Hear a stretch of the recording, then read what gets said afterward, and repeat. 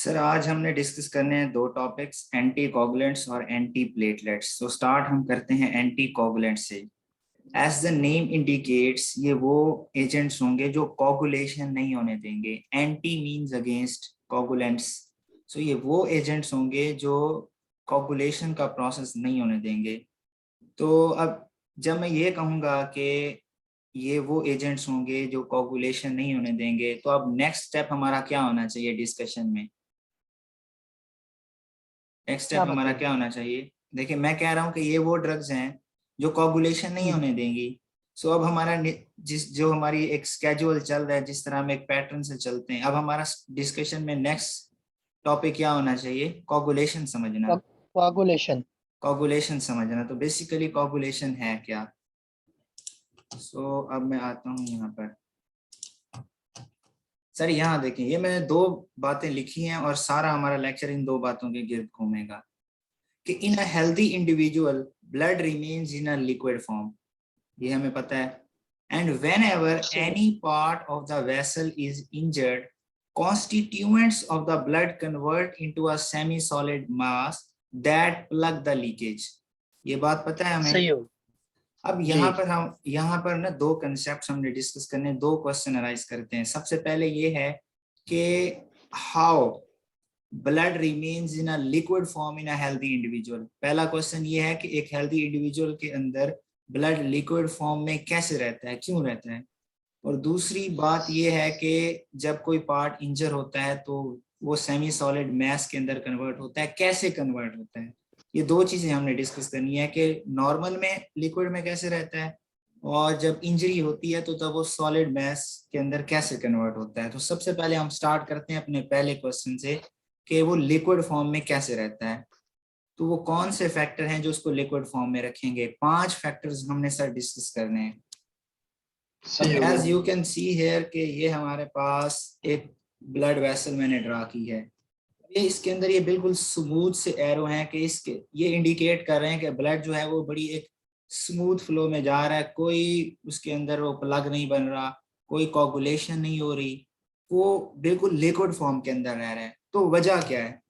तो उसकी सर कई सारी वजूहात हैं, तो हम उनको वन बाय वन डिस्कस करते हैं। तो यहाँ मैं ड्रा करता हूँ एंडोथीलियल सेल्स।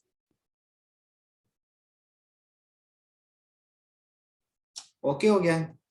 अब सर एंडोथीलियल सेल जो होते हैं हमारे, ये कुछ सब्सटेंसेस प्रोड्यूस कर रहे होते हैं। पहला सब्सटेंस है नाइट्रिक ऑक्साइड, दूसरा है हमारे पास प्रोस्टाग्लैंडिन I2, और तीसरा सब्सटेंस है ADP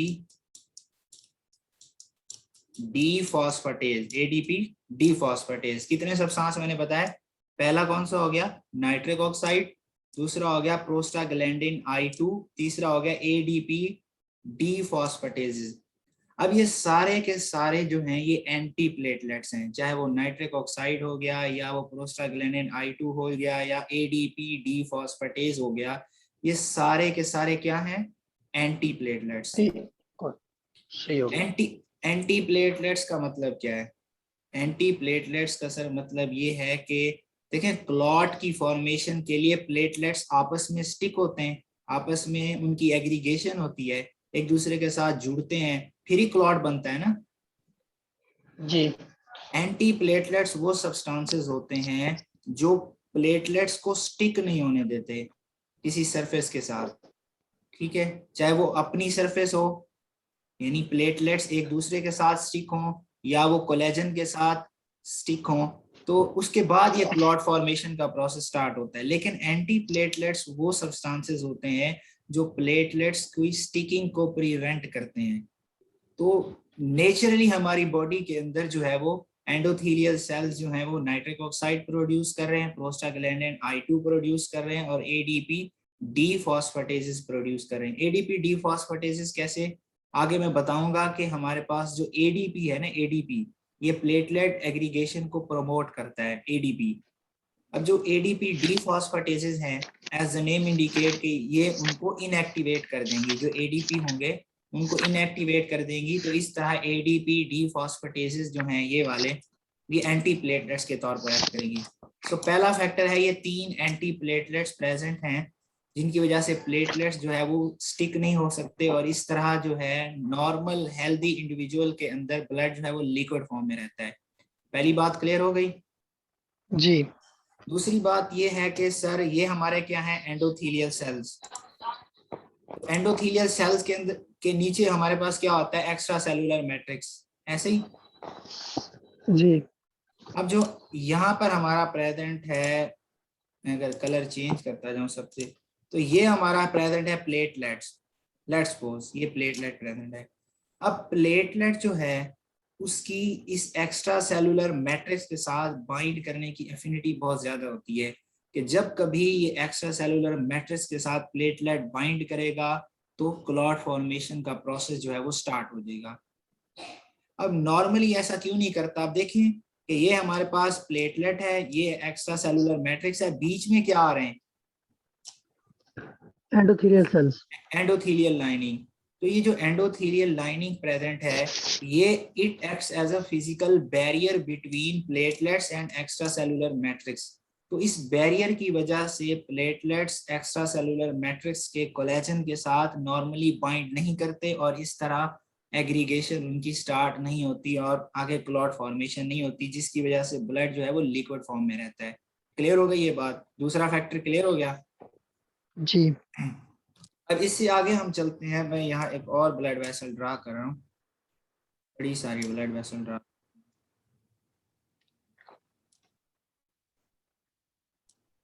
और लेट्स सपोज ये उनके एंडोथीलियल सेल्स हो गए।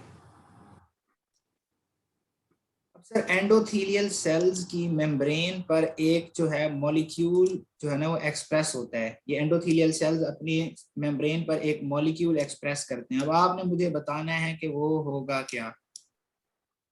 मैं उसकी शेप को देकर आप गेस करो कि वो क्या होगा।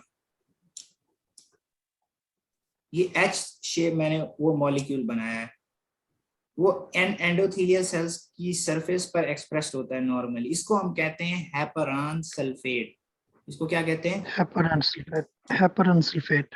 हेपरान सल्फेट। अब ये हेपरान सल्फेट क्या करता है कि हमारा जो लीवर है, लीवर से एक प्रोटीन आ रही होती है जिसको हम कहते हैं anti thrombin 3। Anti thrombin 3 liver एक प्रोटीन प्रोड्यूस कर रहा होता है जिसको हम कहते हैं एंटी थ्रोम्बिन 3। अब ये हेपरान सल्फेट क्या करता है कि इस एंटी थ्रोम्बिन 3 के साथ बाइंड करता है। ये लेट्स गो, अब ये एंटी थ्रोम्बिन 3 के साथ बाइंड करेगा। एंटी थ्रोम्बिन 3 के साथ जब हेपरान सल्फेट कम्प्लेक्स बनाएगा तो अब ये एंटी थ्रोम्बिन 3 एक्टिवेट हो जाएगा और इसने क्लॉटिंग फैक्टर्स, जो हमारे पास एक्टिवेटेड क्लॉटिंग फैक्टर्स हैं, उनको इसने इनएक्टिवेट कर देना है। वो कौन कौन से फैक्टर होंगे, 2, 9, 10, 11, 12। ये सारे फैक्टर्स जो हैं इनको क्या कर देगा, इनहिबिट कर देगा। डीएक्टिवेटेड। ठीक हो गया। अब यहाँ से एक सवाल पैदा होता है ना कि यार जब नॉर्मल इंडिविजुअल है उसके अंदर कोगुलेशन तो हुई नहीं, तो ये एक्टिवेटेड फैक्टर्स कहाँ से आ गए। नॉर्मली ब्लड के अंदर तो इनएक्टिवेटेड क्लॉटिंग फैक्टर्स प्रेजेंट होते हैं ना, तो सही। ये एक्टिवेटेड फैक्टर्स आए कहाँ से जिनको ये इनहिबिट कर रहा है। ठीक है, तो अब इस सवाल का आंसर ये है कि सर देखें, लेट्स सपोज हम हमारी जो ब्लड वेसल है इसके अंदर इस जगह से ब्लड आ रहा है और इस डायरेक्शन में जा रहा है। ठीक हो गया। अब लेट्स सपोज इस एरिया में, ये जो पीछे वाला एरिया है जहां से ब्लड है, यहाँ पर कोई कोगुलेशन हो रही है। ठीक है, यहाँ पर कोई कोगुलेशन का प्रोसेस जारी है, तो जिसके नतीजे में इस एरिया के अंदर कोई क्लॉटिंग फैक्टर्स एक्टिवेटेड फॉर्म के अंदर प्रेजेंट हैं। तो फ्लो ऑफ ब्लड की वजह से वो एक्टिवेटेड क्लॉटिंग फैक्टर्स जो हैं वो इधर आ सकते हैं, वो ऐसे आ सकते हैं, इस जगह पर आ सकते हैं ना। जी जी बिल्कुल। अगर वो इस जगह पर आ गए एक्टिवेटेड, तो वो यहाँ पे भी कोगुलेशन करवा देंगे, ऐसे है ना। जी जी। तो अब वो जो एक्टिवेटेड फैक्टर्स हैं जब वो यहाँ पर आते हैं तो उनको मजीद एक्टिवेटेड नहीं रहना चाहिए। जहां पर सिर्फ जरूरत है सिर्फ वहां पर उनको एक्टिवेट रहना चाहिए और किसी जगह पर एक्टिवेट नहीं होना चाहिए। तो इसीलिए जो एंडोथेलियल सेल्स हैं उनकी मेम्ब्रेन पर, ये जो एंडोथेलियल सेल्स है इनकी मेम्ब्रेन पर एक मॉलिक्यूल एक्सप्रेस होता है जिसको हम कहते हैं हेपरान सल्फेट। ये बाइंड करता है एंटी थ्रोम्बिन 3 के साथ, और ये कम्प्लेक्स जो है ये 2, 9, 10, 11, 12 ये जो क्लॉटिंग फैक्टर्स हैं सारे एक्टिवेटेड, इनको इनएक्टिवेट कर देते हैं और यहाँ पर क्लॉटिंग नहीं होती और ब्लड कौन सी फॉर्म में रहेगा? लिक्विड। लिक्विड फॉर्म में। ये तीसरा फैक्टर हो गया हमारे पास।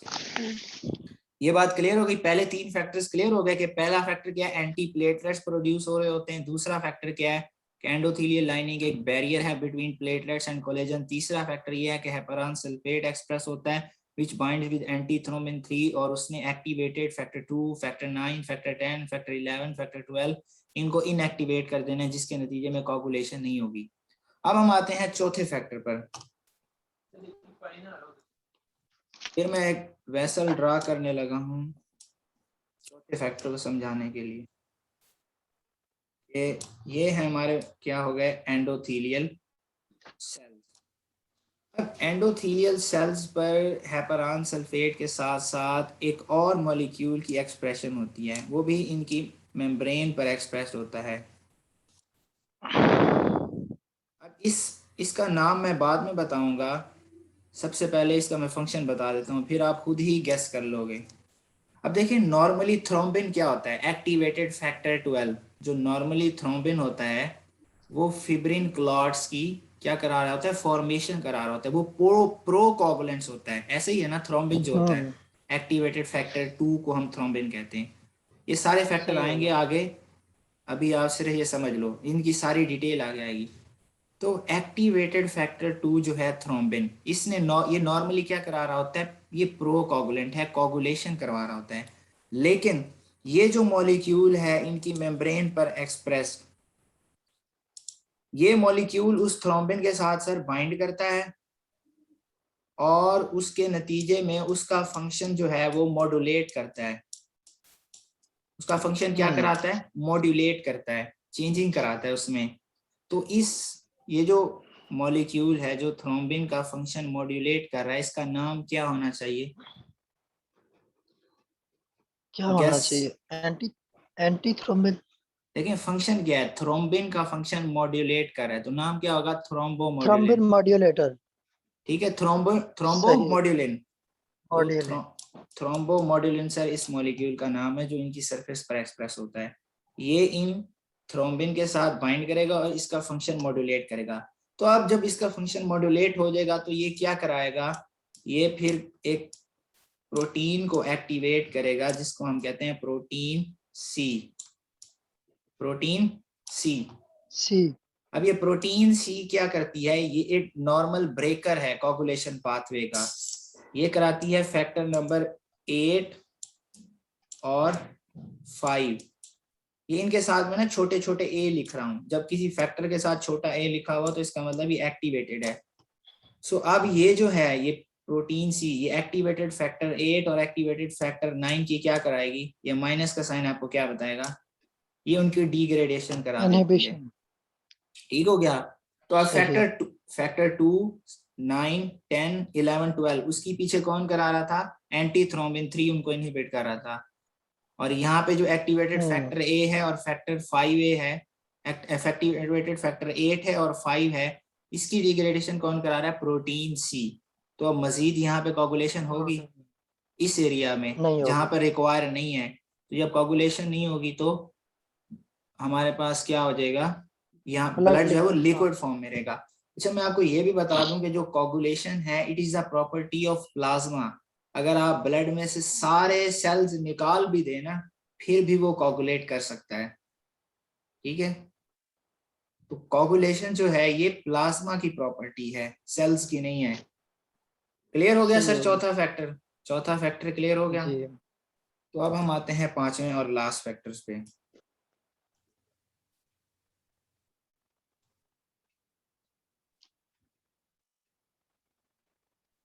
सर ये जो हमारे एंडोथेलियल सेल हैं ये एक सब्सटेंस प्रोड्यूस कर रहे होते हैं जिसको हम कहते हैं TPA।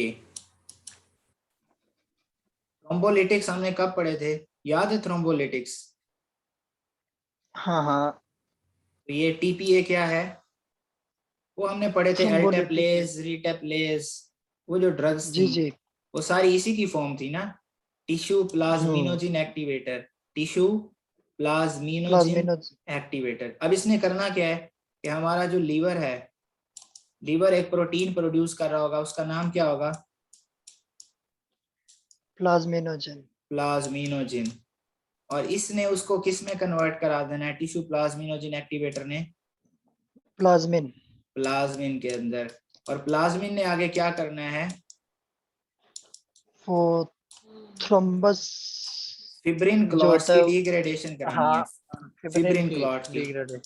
फिब्रिन क्लॉट की क्या करानी है? डिग्रेडेशन। डिग्रेडेशन। सो अगर कोई क्लॉट बन भी रहा होगा फिब्रिन का तो वो डिग्रेड हो जाएगा, जिसके नतीजे में ब्लड जो है वो लिक्विड फॉर्म में रहेगा। ये 5 फैक्टर क्लियर हैं कि नॉर्मली ब्लड जो है वो लिक्विड फॉर्म में क्यों होता है। अगर कोई पूछे तो आपने ये बताना है कि सबसे पहले सर एंटी प्लेटलेट्स प्रोड्यूस हो रहे होते हैं, nitric oxide, prostaglandin I2, ADP dephosphatase, दूसरा एंडोथेलियल लाइनिंग का ये फिजिकल बैरियर है, तीसरा हमारे पास हेपरान सल्फेट एक्सप्रेस होता है which bind with anti thrombin 3 और फिर वो इनएक्टिवेट करते हैं फैक्टर 2, 9, 10, 11, 12।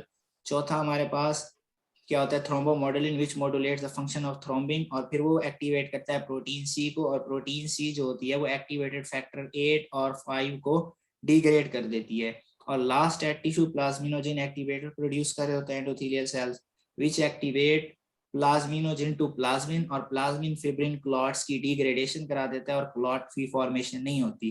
तो इन 5 फैक्टर्स के नतीजे में हेल्दी इंडिविजुअल के अंदर ब्लड किस फॉर्म में रहता है? किस फॉर्म में लिक्विड रहता फॉर्म। है? लिक्विड फॉर्म में। तो पहली लिक्विड। बात का हमें आंसर मिल गया जो हमने शुरू में कहा था कि in an healthy individual blood remains in a liquid form. तो अब उसका आंसर हमें मिल गया कि क्यों रहता है। अब दूसरे सवाल का आंसर है कि सर जब इंजरी होती है जी। तो उसके नतीजे में क्यों ऐसा होता है कि वो सेमी सॉलिड मैस के अंदर कन्वर्ट हो जाते हैं। तो अब हम इस जगह को डिस्कस करते हैं। अब लेट्स सपोज ये हमारी सर एक वेसल है, ठीक है,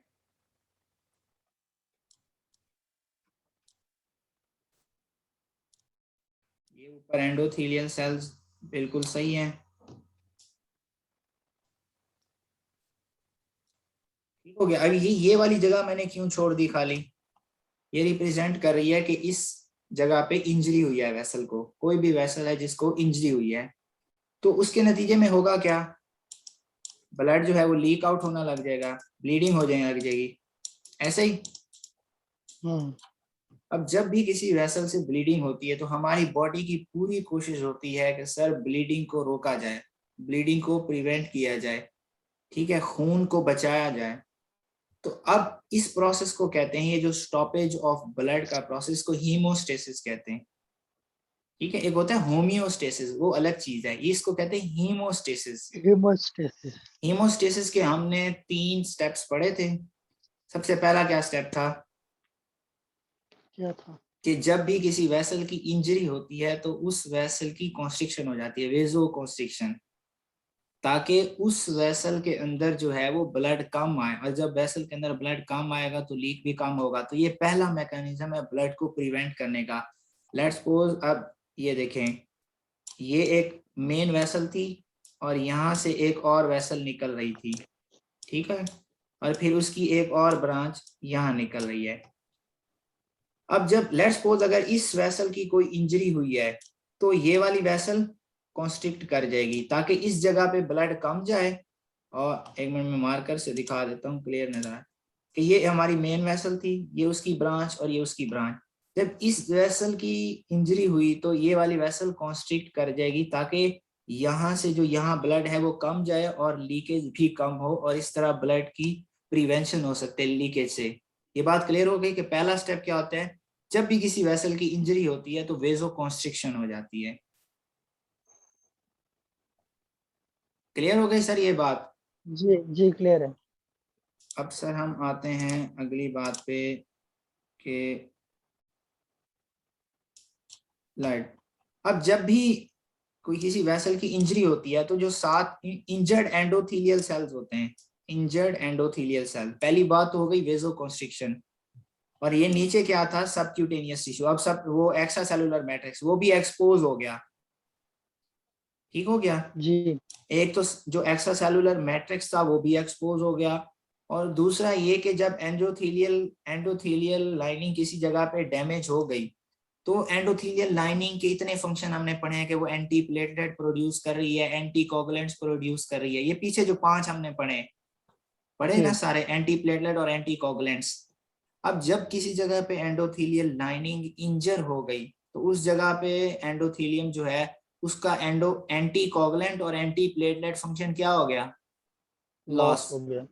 और इसके साथ साथ नीचे वाला जो कोलेजन है सबक्यूटेनियस आ जाता है, कि एक्स्ट्रा सेलुलर मैट्रिक्स है वो भी एक्सपोज हो गया, सही। ठीक है। तो अब इस जगह पे सर क्लॉट फॉर्मेशन जो है ना, ये साइट बन गई कि इस जगह पे क्लॉट की फॉर्मेशन हो सकती है, ऐसे ही। तो वेजोकंस्ट्रिक्शन होगी पहले, उसके बाद क्लॉट फॉर्मेशन स्टार्ट हो जाएगी इस जगह पर, ताकि ब्लड को प्रिवेंट किया जा सके। तो सबसे पहला स्टेप ये होता है कि सर जो इंजर्ड एंडोथेलियल सेल्स हैं वो एक फैक्टर प्रोड्यूस करते हैं। वो फैक्टर आकर ये जो एक्स्ट्रा सेलुलर मैट्रिक्स है, मैं कलर चेंज कर देता हूं ताकि कंफ्यूजन ना हो, रेड लगा लेते हैं, कि ये जो एक्स्ट्रा सेलुलर नीचे मैट्रिक्स है इस पर एक फैक्टर आके ऐसे लग जाता है, ठीक हो गया, इस तरह। और ये साथ वाले इंजर्ड जो एंडोथेलियल सेल्स होते हैं वो प्रोड्यूस करते हैं, ठीक हो गया। और ये फैक्टर आकर उस तरह, जिस तरह हम प्लास्टर नहीं करते, ये तो ये फैक्टर जो आके एक्स्ट्रा सेलुलर मैट्रिक्स जो है ये इसकी सरफेस पर ऐसे लग जाते हैं, प्लास्टर हो जाते हैं। क्लियर हो गई बात। अब इन फैक्टर्स को हम क्या जी नाम देते हैं, इनको हम नाम देते हैं वॉन विलीब्रेंड फैक्टर्स। सुने कभी नाम इसका, सुना सुना लग रहा है। Von Willebrand factors. अब जब नहीं ये ये नहीं वॉन सुना। वॉन वॉन विलीब्रेंड फैक्टर्स होते हैं, ये जब यहाँ पर आकर लग सही। जाते हैं, तो इन पर मौजूद होते हैं रिसेप्टर्स फॉर प्लेटलेट्स। इन पर क्या सही मौजूद हो होते गया। हैं, रिसेप्टर्स फॉर प्लेटलेट। जो यहाँ प्लेटलेट ब्लड के अंदर प्रेजेंट हैं, अब वो मूव करेंगे उस एरिया के अंदर जहां पर ये वॉन विलीब्रेंड फैक्टर्स जो हैं वो एक्सप्रेस हो रहे हैं, एक्स्ट्रा सेलुलर मैट्रिक्स, और वो यहाँ पर बाइंड करेंगे। ये बाइंडिंग होगी इसकी, सही। ये प्लेटलेट की बाइंडिंग हो गई, और ये प्लेटलेट की बाइंडिंग हो गई। सही हो गया। सही हो गया। ये मैंने 3 शो किए हैं सिर्फ। इस प्रोसेस को हम कहते हैं प्लेटलेट एडहियन। प्लेटलेट एडहियन क्या होती है कि binding of a platelet molecule to the surface other than the platelet molecule, यानी प्लेटलेट के साथ बाइंडिंग को प्लेटलेट एडहियन नहीं कह सकते। जब वो प्लेटलेट किसी और सरफेस के साथ बाइंड करेगा तो उसको कहेंगे प्लेटलेट एडहियन। ये बात सही हो क्लियर हो गया। गई यहाँ पर, कि सर जी वेसल इंजर हुई, उसकी वेजोकंस्ट्रिक्शन हो गई, तो जिस जगह पे इंजरी हुई वहां पे एंडोथेलियम ने अपना एंटी प्लेटलेट और एंटी कोगुलेंट फंक्शन लूज कर दिया, कोलेजन एक्सपोज हो गया। तो जो इंजर्ड एंडोथेलियल सेल्स हैं वो प्रोड्यूस करेंगे वॉन विलीब्रेंड फैक्टर्स, जो उस एक्सपोज जो एक्स्ट्रासेलुलर मैट्रिक्स है वहां पर आकर प्लास्टर हो जाएंगे, तो वहां पे आके प्लेटलेट बाइंड करेंगे उन फैक्टर्स के साथ। This is known as platelet adhesion, ठीक हो सही हो गया। गया। अब जब एक बार यहाँ पर ना प्लेटलेट बाइंड कर जाते हैं, प्लेटलेट की एडहियन हो जाती है, देन प्रोसेस चलता है हमारे पास प्लेटलेट एक्टिवेशन का। तो अब हमारे पास ब्लड काफी सारे ऐसे फैक्टर्स होते हैं जो प्लेटलेट की क्या करा रहे होते हैं, activation. Activation. For example thromboxane, A2, ADP, 5 hydroxy tryptamine, thrombin, collagen, ये सारे 5 फैक्टर जो हैं ये कैप्लान में एटलीस्ट लिखे हुए हैं, कि थ्रोम्बोक्सिन, A2, ADP, 5 हाइड्रोक्सी ट्रिप्टामीन, और ये कौन सा है, थ्रोम्बिन, और ये कोलेजन। सही हो गया, ये collagen, 5 thrombin, 5 hydroxy tryptamine, thromboxane A2 और ये ADP। ये 5 फैक्टर्स जो हैं इन्होंने क्या करानी है, प्लेटलेट की एक्टिवेशन। ये नेक्स्ट स्टेप है। सही हो गया। ओके हो गया। जब जी प्लेटलेट की एक्टिवेशन होती है तो उसके बाद उनकी मेम्ब्रेन पर ग्लाइकोप्रोटीन 2b एंड 3a की एक्सप्रेशन बढ़ जाती है। मैं अलग स्लाइड पे शो करता हूँ सिर्फ प्लेटलेट वाला पोर्शन, यानी जो ये वाला पोर्शन है इसको मैं अलग स्लाइड पे शो करने लगा हूँ कि लेट्स सपोज ये हमारे पास क्या थे, वॉन विली ब्रांड फैक्टर्स। ठीक हो गया, ये ऐसे एक्सप्रेस हो चुके हैं वॉन विली ब्रांड फैक्टर्स। तो अब इन पर आकर बाइंड क्या करेगा, प्लेटलेट। प्लेटलेट बाइंड करेंगे। ओके हो गया सर। इसी तरह जी यहाँ पे प्लेटलेट बाइंड करेंगे और इस प्रोसेस को हम क्या कहेंगे, एडहेजन। प्लेटलेट एडहियन।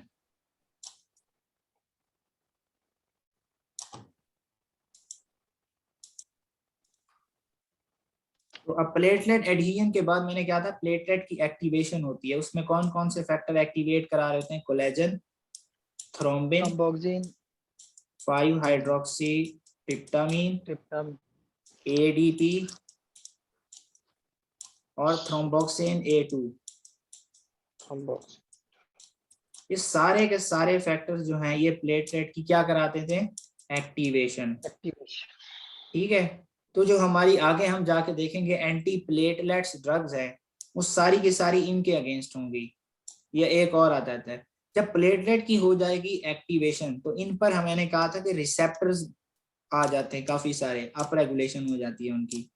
तो अब ये उनकी मेम्ब्रेन पर क्या आ गए, रिसेप्टर।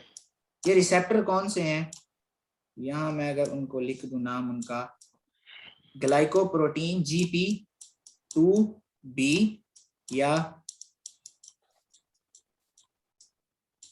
3A। सही हो गया सर, ग्लाइकोप्रोटीन सही हो 2B या 3A ये उन रिसेप्टर्स पर आ जाते हैं।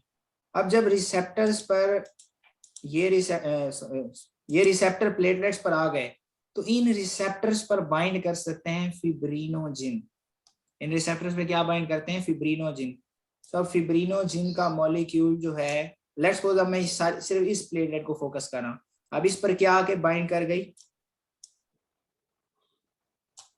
ये क्या बाइंड कर गए, फिब्रिनोजिन। फिब्रिनोजिन। सही हो गया। और ये फिब्रिनोजिन अब क्या कराएंगे, इन्होंने करानी है प्लेटलेट की, क्या हो गया, इन्होंने करानी है प्लेटलेट की एग्रीगेशन। लेट्स सपोज यहाँ पर एक और प्लेटलेट प्रेजेंट है, यहाँ एक और प्रेजेंट है, उन पर भी क्या आ जाएंगे, यही रिसेप्टर्स, इन पर भी ये रिसेप्टर है। तो जो हमारे पास तो ये जो हमारे पास कौन सा मॉलिक्यूल है, फिब्रिनोजिन, ये इस वाले पे भी बाइंड करेगा, इस वाले पे भी बाइंड करेगा और फिर दोनों की क्रॉस लिंकेज हो जाएगी।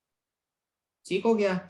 इसी तरह यहाँ एक रिसेप्टर सही है, हो यहाँ एक रिसेप्टर है, यहाँ फिब्रिनोजिन बाइंड करेगा, यहाँ फिब्रिनोजिन बाइंड करेगा, इसकी क्रॉस लिंकेज हो जाएगी। इसी तरह ये एक प्लेटलेट है, यहाँ पर एक रिसेप्टर है, यहाँ फिब्रिनोजिन बाइंड करेगा, यहाँ फिब्रिनोजिन बाइंड करेगा, क्रॉस लिंकेज हो जाएगी। इस तरह प्लेटलेट जो है वो एक दूसरे के साथ क्या करते जाएंगे, एग्रीगेट होते जाएंगे। जुड़ते जाएंगे। हाँ, ये पहले एक प्लेटलेट था, ये दूसरा आ गया, ये तीसरा, ये फिर इस तरह और आ जाएंगे, ये उसी जगह पे क्या बन जाएगा, एक गुच्छा बनता जाएगा, एग्रीगेशन होती जाएगी। This process is known as platelet. इस प्रोसेस को हम क्या कहते हैं, अब इसमें प्लेटलेट अपनी ही जैसी प्लेटलेट की सरफेस के साथ बाइंड कर रहे हैं या किसी और सरफेस के साथ, प्लेटलेट्स के साथ। प्लेटलेट्स के साथ ही बाइंड कर रहे हैं, तो इस प्रोसेस को हम कहेंगे प्लेटलेट एग्रीगेशन। लेकिन जो पहला प्रोसेस था जिसमें प्लेटलेट जो थे वो वॉन एडहेजन। विलीब्रेंड फैक्टर के साथ बाइंड कर रहे थे, वो थी प्लेटलेट एडहियन। ये बात क्लियर हो गई सर, प्लेटलेट एडहियन, हाँ जी क्लियर है। एक्टिवेशन और एग्रीगेशन क्लियर हो गई। तो अब ये जो सारा हमारे पास एक मैस सा बन जाएगा, इसको हम कहेंगे primary platelet plug, primary primary platelet platelet. Plug. ठीक हो गया। इसके बाद वंस सही हो गया। Primary platelet plug has been form, now the process of coagulation starts. इसके बाद कोगुलेशन शुरू होगी। अब हम चल रहे हैं बिल्कुल सीक्वेंस में शुरू से कि वेसल की इंजरी हुई, वेसोकंस्ट्रिक्शन हुई, injured endothelium loses it's anticoagulant and antiplatelet properties, और नीचे से कोलेजन एक्सपोज हो जाएगा, जो इंजर्ड एंडोथेलियल सेल्स हैं साथ वाले वो von Willebrand factors produce करेंगे, वो उस एक्सपोज्ड सरफेस पर प्लास्टर हो जाएंगे, वहां पर आकर प्लेटलेट बाइंड करेंगे, this is known as platelet adhesion. Once platelet एक बार बाइंड कर चुके, फिर हमारे पास कोलेजन हो गया, थ्रोम्बोक्सिन हो गया, 5-हाइड्रोक्सीट्रिप्टामाइन, थ्रोम्बोक्सिन A2, ADP, ये सारे के सारे जो है इन्होंने प्लेटलेट की एक्टिवेशन करानी है।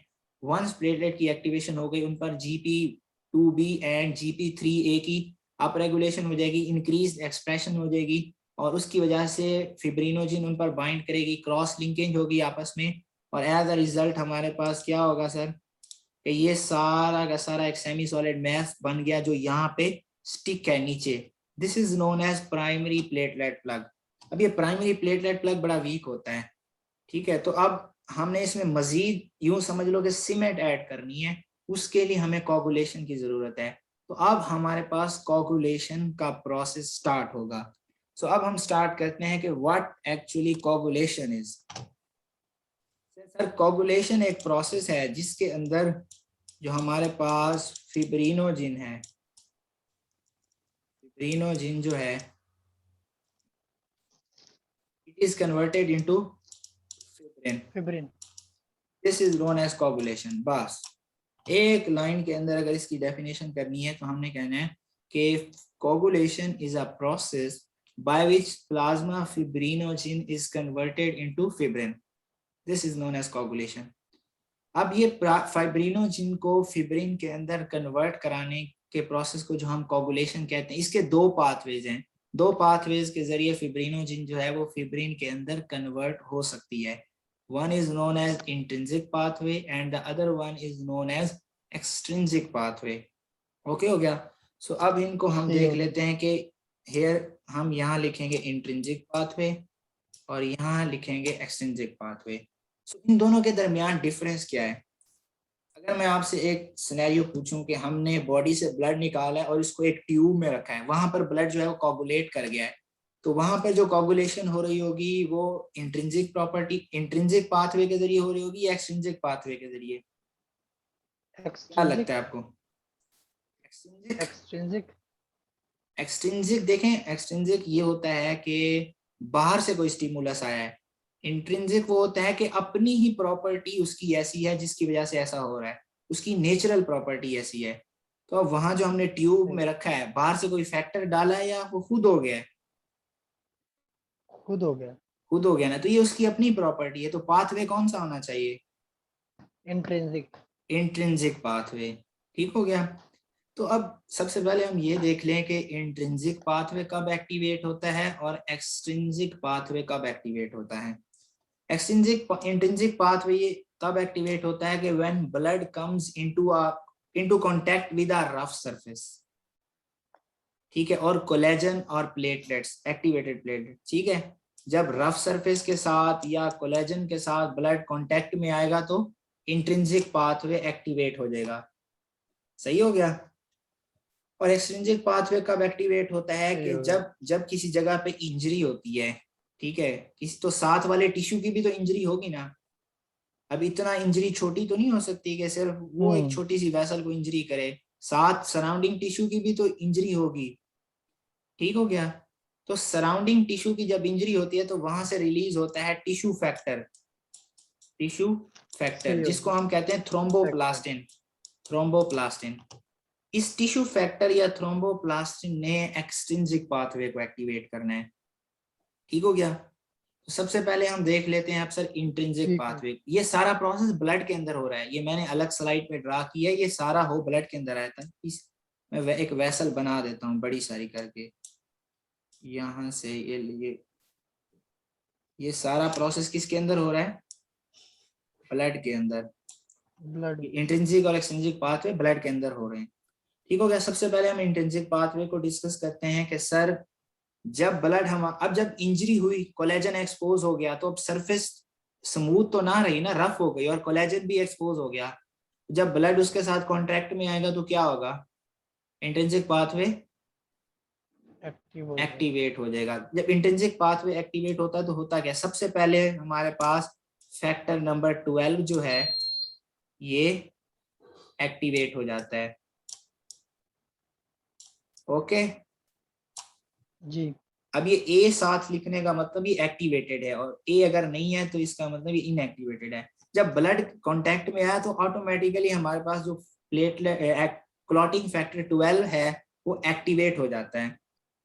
जब 12 फैक्टर एक्टिवेट हो गया तो इसके बाद मजीद ये फिर एक्टिवेट करता है फैक्टर 11 को। ठीक है, सही हो गया। अब बेसिकली ये सारे क्लॉटिंग फैक्टर जो हैं ये प्रोटीन्स हैं। ये एक्टिवेट कैसे होते हैं, जब एक जो है लेट्स सपोज अब ये 12 तो है ऑटोमेटिकली हो गया, अब जब 12 11 पे एक्ट करेगा उसकी प्रोटियोलाइसिस कराता है, उसके नतीजे में ये एक्टिव होते हैं, प्रोटियोलाइसिस के नतीजे में। सही हो गया। सही हो गया। अब 11 जब एक्टिवेट हो गया तो अब इसने एक्टिवेट कराना है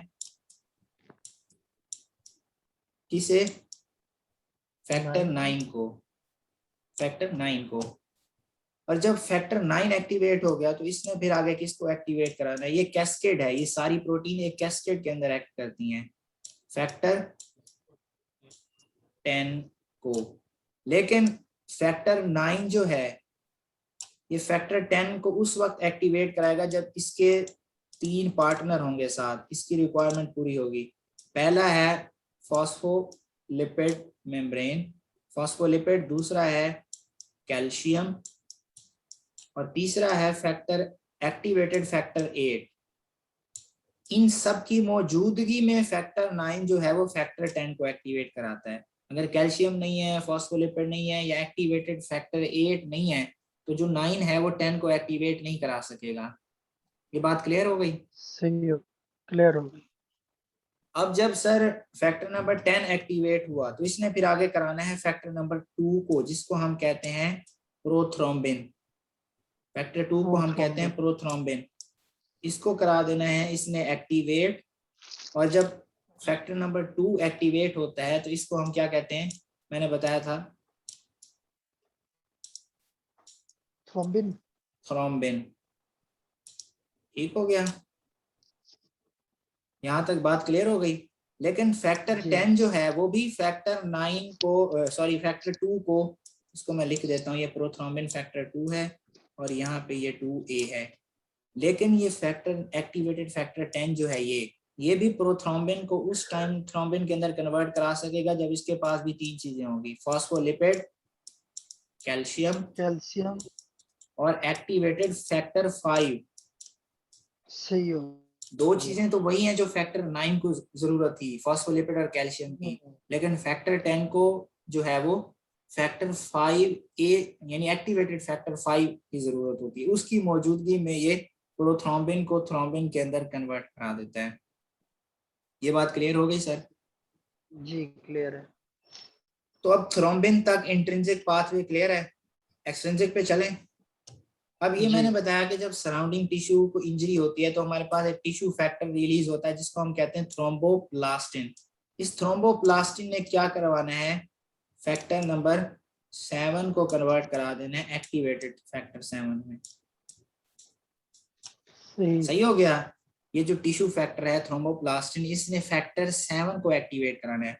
और जब फैक्टर 7 एक्टिवेट हो जाता है फिर इसने क्या कराना है, फिर इसने फैक्टर 9 को एक्टिवेट कराना है और फैक्टर 10 को एक्टिवेट कराना है।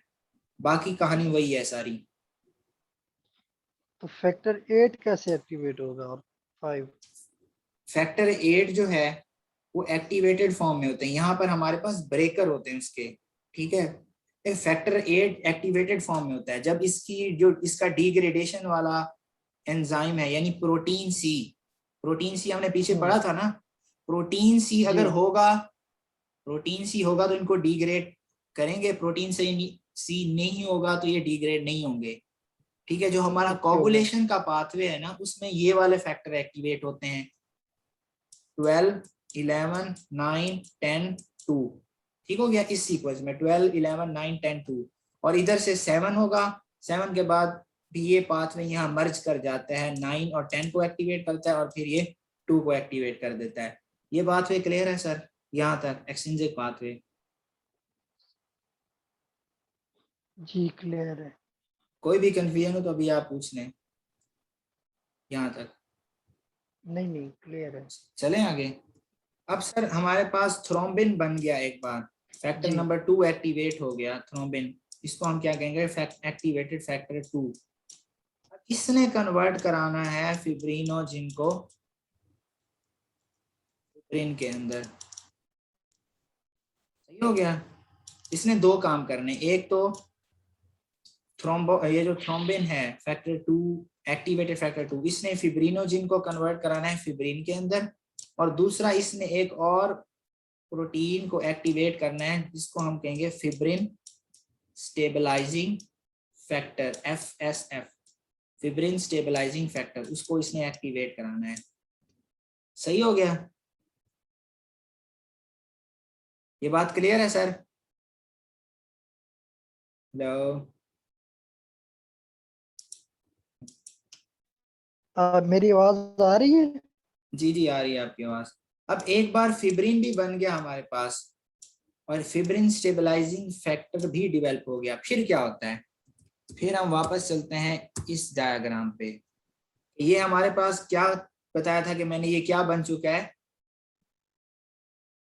ये क्या बन चुका है? ये जो सारा था ये तो एडिशन हुई है और ये primary clot. Primary platelet plug बन चुका है। अब ये मैंने कहा प्राइमरी था कि लूज हाँ होता है। अब जो फिब्रिन के स्ट्रैंड्स बने ना वो इसके अंदर डिपॉजिट होने लग जाते हैं ऐसे, इस प्राइमरी प्लेटलेट के अंदर जो फिब्रिन के वही स्ट्रैंड बने वो डिपॉजिट होने लग जाते हैं, और जो फिब्रिन स्टेबलाइजिंग फैक्टर है, वो मैंने बताया था फिब्रिन स्टेबलाइजिंग फैक्टर भी है, वो इनके दरमियान क्रॉस लिंकिंग करा देता है। फिब्रिन स्ट्रैंड्स इसके अंदर डिपॉजिट हो गए और क्रॉस लिंकिंग हो गई, जिसके नतीजे में ये प्राइमरी प्लेटलेट प्लग जो है ये सेकेंडरी प्लेटलेट प्लग के अंदर कन्वर्ट हो जाता है। ठीक हो गया? और ब्लीडिंग स्टॉप हो जाती है। सो ये था हमारा प्रोसेस सारा के प्लेटलेट जो है किस तरह, ये हीमोस्टेसिस सारी होती किस तरह है, उसमें कोगुलेशन डिस्कस की हमने, वो याद रखने वाली है, और ये प्लेटलेट की एडहीजन, एक्टिवेशन और एग्रीगेशन ये समझने वाली है। अब जो हमने आगे ड्रग्स डिस्कस करनी है वो एंटी कोगुलेंट्स हैं और एंटी प्लेटलेट्स हैं, यानी वो एक तो कोगुलेशन नहीं होने दे रही एक ग्रुप, और दूसरा ग्रुप जो है वो प्लेटलेट की एग्रीगेशन नहीं होने दे रहा। ठीक है, प्राइमरी प्लेटलेट प्लग की फॉर्मेशन नहीं होने दे रहा। सो दोनों का एक जनरल यही है कि वो क्लॉट की फॉर्मेशन को प्रिवेंट करेंगे, जबकि हमने जो थ्रोम्बोलिटिक्स डिस्कस किए थे वो क्लॉट को डिसॉल्व कर रहे थे बनने वाले को, जबकि ये जो है ये क्या करेंगे? प्रिवेंट करेंगे। ये हो गया सर, ये बेसिक ये इसकी क्लियर हो गई फिजियोलॉजी सारी, किस तरह ये कोगुलेशन का प्रोसेस होता है। ड्रग्स पे चलें। तो अब हम आ जाते हैं सर ड्रग्स पे। हाँ जी एंटीकोगुलेंट्स, अब मैं सिर्फ रीड करता जाता हूँ, ये कैप्लान के अंदर बड़ा अच्छा लिखा हुआ है, जो मिनी जो कैप्लान के अंदर अच्छा नहीं है वो मैं आपको मिनी जी से बता दूंगा कि ये यहाँ। अब देखें anticoagulant, blood coagulates by transformation of soluble fibrinogen into insoluble fibrin. Okay हो गया? ये कोगुलेशन की डेफिनेशन है। सही हो गया। सर्कुलेटिंग प्रोटीन्स इंटरएक्ट इन अ कैस्केड, जो हमने सारी डिस्कस की, इंट्रिंसिक और extrinsic, where clotting factors undergo limited pathway proteolysis to become the active serine proteases. Anticoagulants are drugs which decrease the formation of fibrin clots. ये बात क्लियर हो गई?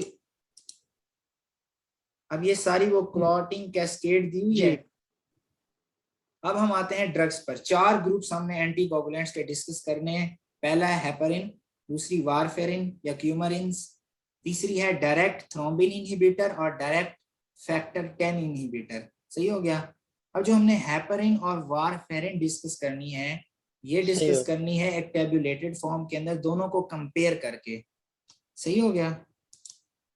तो अब सही सबसे इधर मैं एक तरफ लिखूंगा हेपरिन और इधर आ गई वारफेरिन, ये बीच में लाइन लगा देते हैं। सबसे पहले हमने इनकी डिस्कस करनी है केमिकल नेचर एंड फार्माकोकाइनेटिक्स, ये बड़ी इंपॉर्टेंट है इसका। अब ये सर जो है हमारे पास लार्जर पॉलीसैकेराइड है और वाटर सोल्यूबल है, ठीक हो गया। जो वारफेरिन है ये स्मॉल है एक तो, और दूसरा सही। लिपिड सोल्यूबल है। अब जब मैं कोई किसी ड्रग, इनसोल्यूबल। लिपिड सही सोल्यूबल, बात। Lipid soluble. अब ये जनरल फार्माकोलॉजी हमने जो पढ़ी है उसको यहाँ अप्लाई करते हैं। जब मैं कहूँ कि कोई ड्रग लिपिड सोल्यूबल है, इसका मतलब वो ओरली दी जा सकती है, ओरली एक्टिव है, ठीक है, क्योंकि उसकी जीआईटी से एब्जॉर्प्शन जो है वो, जीआईटी से एब्जॉर्प्शन अच्छी होगी।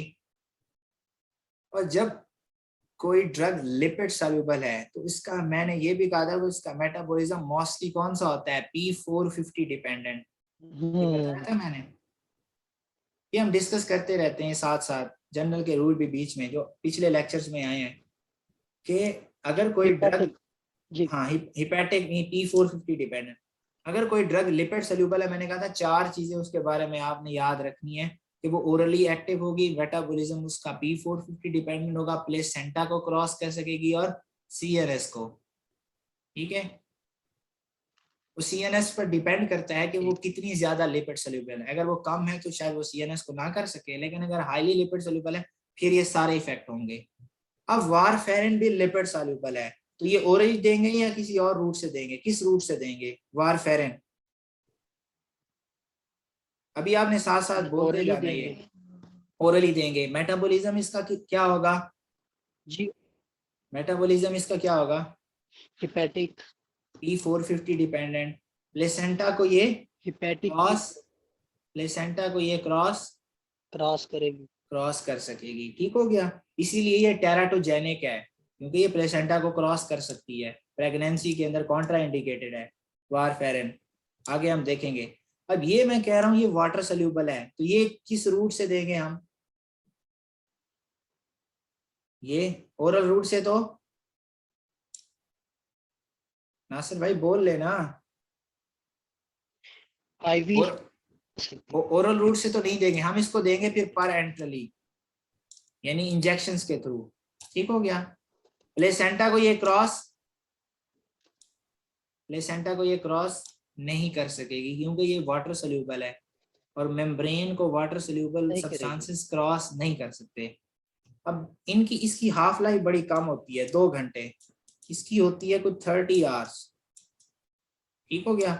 अब एक चीज जो है वारफेरिन के बारे में डिस्कस करना चाहूंगा, बल्कि वो ड्रग सही होगा। इंटरेक्शंस, वो ड्रग इंटरेक्शंस के अंदर सारी आ जाएंगी, तो वो हम एक ही बार वहां डिस्कस कर लेंगे। ये बात क्लियर हो गई कि हमारे पास फार्माकोकाइनेटिक्स और जी केमिकल क्लियर नेचर है। क्या है। हेपरिन वाटर सोल्यूबल है, जिसकी वजह से ये पेरेंट्री देते हैं, प्लेसेंटा को क्रॉस नहीं कर सकती, हाफ लाइफ 2 आवर्स है। वारफेरिन लिपिड सोल्यूबल है, ओरली देते हैं, P450 डिपेंडेंट मेटाबॉलिज्म है, ये प्लेसेंटा को क्रॉस कर सकती है, और 30 आवर्स इसकी हाफ लाइफ है। सो अब हम वापस चलते हैं हमारी बुक पे चलते हैं। ये देखें सर, ये क्या लिख रहा है, large polysaccharide and water soluble, heparin के बारे में, smaller molecule lipid soluble, okay हो गया।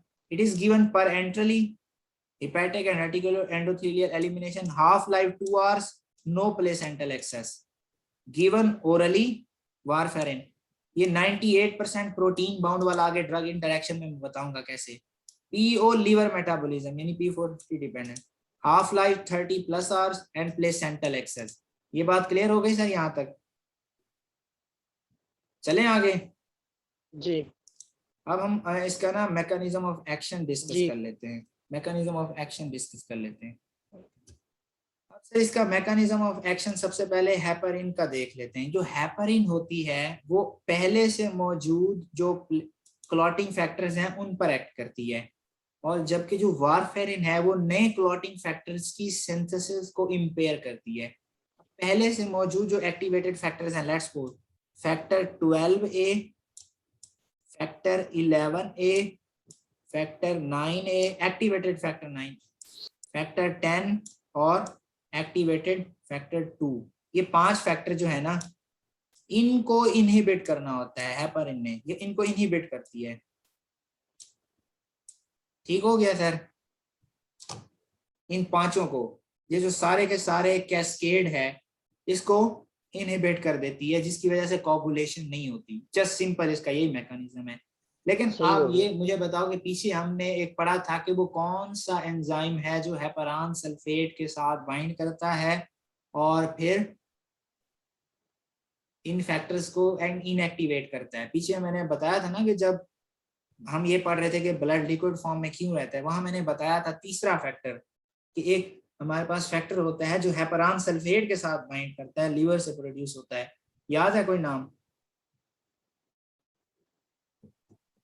नाम याद है उसका? कौन सा था बनाओ? अब मैं लिख रहा हूँ यहाँ ए नहीं नहीं, ATP।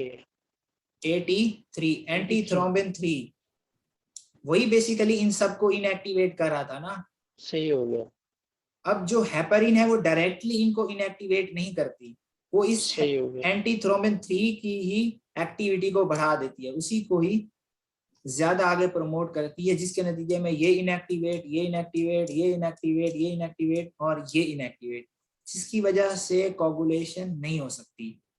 अब आप मुझे बताओ कि अगर ये पहले से मौजूद जो ब्लड के अंदर क्लॉटिंग फैक्टर्स है एक्टिवेटेड, उनको इनहिबिट कर रही है, इसका मैकेनिज्म जो एक्शन है वो रैपिड होना चाहिए, स्लो होना चाहिए? क्या लगता है, रैपिड होगा या स्लो होगा? क्योंकि ये पहले से जो मौजूद बने हुए थे बस जाएगी उसको इनहिबिट कर देगी, तो स्लो होगा या फास्ट होगा?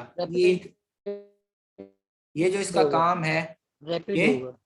रैपिड होगा। जबकि जो हम वारफेरिन आगे डिस्कस करेंगे, warfarin hepatic synthesis of clotting factors जो हो रही होती है उसको इंपेयर करती है। सही हो गया? तो उसके नतीजे में क्या होगा, वो स्लो होगा या फास्ट होगा? वो सिंथेसिस को करेगी, फिर क्लॉटिंग फैक्टर्स आहिस्ता आहिस्ता कम होंगे, जो पहले वाले होंगे वो खत्म होंगे, पीछे से नहीं आएंगे, तो वो स्लो होगा वारफेरिन का। तो वारफेरिन का मैकेनिज्म डिस्कस कर लेते हैं कि सर वारफेरिन जो है वो क्लॉटिंग फैक्टर्स की सिंथेसिस को इंपेयर करती है। क्लॉटिंग फैक्टर्स जो हैं वो हमारे कहाँ सिंथेसाइज हो रहे हैं? लीवर के अंदर। ठीक हो गया? कौन कौन से फैक्टर सिंथेसाइज हो रहे हैं? 2, 9, लीवर में 10, 7 और प्रोटीन सी। अब जब इनकी फॉर्मेशन हो जाती है एक बार लीवर के अंदर, देन इनकी होती है पोस्ट ट्रांसलेशनल मॉडिफिकेशन। ठीक है, पढ़ते थे ना उनके ट्रांसलेशन के बाद उनमें कुछ मॉडिफिकेशन आती हैं, पोस्ट ट्रांसलेशनल मॉडिफिकेशन। और जब तक जो प्रोटीन्स हमारे पास पोस्ट ट्रांसलेशनल मॉडिफिकेशन वाली होती हैं वो तब तक फंक्शनल नहीं होती जब तक उनकी पोस्ट ट्रांसलेशन मॉडिफिकेशन ना हो। तो ये जो फैक्टर 2 है, 9 है, 10 है, 7 है, सी है, इनकी भी जब तक पोस्ट ट्रांसलेशन मॉडिफिकेशन ना हो ये फंक्शनल नहीं होते। अब मसला ये है कि सर इसकी पोस्ट ट्रांसलेशनल मॉडिफिकेशन के लिए हमें रेड्यूस्ड विटामिन के चाहिए। रेड्यूस्ड विटामिन के, ये पोस्ट ट्रांसलेशनल मॉडिफिकेशन जो है ये रेड्यूस्ड विटामिन के डिपेंडेंट है। तो अब हो क्या रहा होता है कि लीवर के अंदर जो विटामिन के एपॉक्साइड है, एपॉक्साइड, ये विटामिन के एपॉक्साइड कन्वर्ट हो रहा होता है रेड्यूस्ड विटामिन के अंदर, और फिर रेड्यूस्ड विटामिन के जो है वो इसकी पोस्ट ट्रांसलेशन मॉडिफिकेशन में इन्वॉल्व होता है। यहाँ पर एक एंजाइम होता है जो इसकी रिडक्शन करवाएगा, उसका नाम क्या होगा? खुद ही आप गैस कर सकते हैं आप, मेरे ख्याल से जो विटामिन के एपॉक्साइड की रिडक्शन कराएगा उसका नाम क्या होगा? विटामिन के रिडक्टेज एपॉक्साइड रिडक्टेज, विटामिन के एपॉक्साइड रिडक्टेज। ये लीवर के अंदर एक एंजाइम होता है जो विटामिन के एपॉक्साइड को इस रेड्यूस विटामिन के अंदर कन्वर्ट कराता है, और फिर ये पोस्ट ट्रांसलेशन मॉडिफिकेशन के अंदर रोल प्ले कर रहे होते हैं। अब जो हमारी हेपरिन है वो हेपरिन साहब सॉरी वारफेरिन साहब क्या करते हैं कि वो इस एंजाइम को इनहिबिट कर देते हैं। कौन से को? विटामिन के एपॉक्साइड रिडक्टेज, जिसके नतीजे में विटामिन के एपॉक्साइड जो है वो रिड्यूस विटामिन के अंदर कन्वर्ट नहीं होगा, रिड्यूस विटामिन के का लेवल कम हो जाएगा, इसकी पोस्ट ट्रांसलेशन मॉडिफिकेशन नहीं होगी, और ये फंक्शनल क्लॉटिंग फैक्टर्स की फॉर्मेशन नहीं होगी। फंक्शनल कहा है मैंने, फंक्शनल क्लॉटिंग फैक्टर्स जो कि विटामिन के डिपेंडेंट हैं। विटामिन के डिपेंडेंट कौन से फैक्टर्स हैं जिनकी सिंथेसिस विटामिन के डिपेंडेंट है? 2, 9, 10, 7, प्रोटीन सी। ठीक है, तो अब इनकी 2, फॉर्मेशन 9, नहीं 10, होगी 7। और इस तरह ये कोगुलेशन को प्रिवेंट करेगी। जब क्लॉटिंग फैक्टर ही नहीं बन रहे तो कोगुलेशन क्या होगी? मैकेनिज्म ऑफ एक्शन क्लियर है वारफेरिन का? जी चलें वापस बुक पे। सर देखें, जी heparin catalyzes the binding of antithrombin 3 to factors 2A, 9A, 10A, 11A and 12A resulting in their rapid inactivation। ये बताया। 10 decreased hepat हैं, क्या कह रहे हैं? जी अच्छा, जी समझ आ रही है। decreased hepatic synthesis of vitamin K dependent factor 2, 7, 9, 10 coumarins prevent gamma carboxylation by inhibiting vitamin K epoxide reductase, no effect on factors already present। जबकि वो ऑलरेडी प्रेजेंट जो फैक्टर्स थे उन पर इफेक्ट कर रही थी हेपरिन। ठीक है, जबकि जो वारफेरिन है वो पहले से मौजूद फैक्टर पर कोई इफेक्ट नहीं करती, जो न्यू फैक्टर्स जिनकी फॉर्मेशन होनी थी वो कम कर देती है। ठीक हो गया। देन इन जब हम किसी को हेपरिन या वारफेरिन देते तो हम ये ड्रग के इफेक्ट्स को मॉनिटर करते रहते हैं। उनके लिए 2 टेस्ट हैं, ये आपने याद करने कि जो हेपरिन है इसके इफेक्ट को हम मॉनिटर करते हैं पीटीटी टेस्ट से, पार्शियल थ्रोम्बोप्लास्टिन टाइम, और इसका जो वारफेरिन है इसको प्रोथ्रोम्बिन टाइम के लिए ना हम प्रोथ्रोम्बिन टाइम एक टेस्ट है उसके जरिए मॉनिटर करते हैं। सही हो गया, ये टेस्ट है उनकी मॉनिटरिंग याद करनी। एंटेगोनिस्ट यानी अगर आपने किसी को सही। हेपरिन दी या वारफेरिन दी, इनकी टॉक्सिसिटी होगी, हम इसके इफेक्ट्स को रिवर्स करना चाह रहे हैं, तो कौन सा एंटेगोनिस्ट हम देंगे? हेपरिन के केस में देते हैं हम प्रोटामीन सल्फेट, ये प्रोटामीन सही सल्फेट। हो गया। ठीक हो गया। और यहां पर देखो सिंथेसिस जो है ना वो कम हो गई है, तो हम क्या करें? हम एक तो ये दे देते हैं कि फ्रेश फ्रोजन प्लाज्मा, एक किसी और का प्लाज्मा लेके, ठीक है, फ्रेश फ्रोजन प्लाज्मा जिसके अंदर फैक्टर प्रेजेंट हो, वो हम उस बंदे के अंदर इंजेक्ट कर दें तो उस बंदे के अंदर भी आ जाएंगे फैक्टर। लॉजिकल है ना? क्या उसके अंदर उसके प्लाज्मा जी के जी अंदर नहीं थे?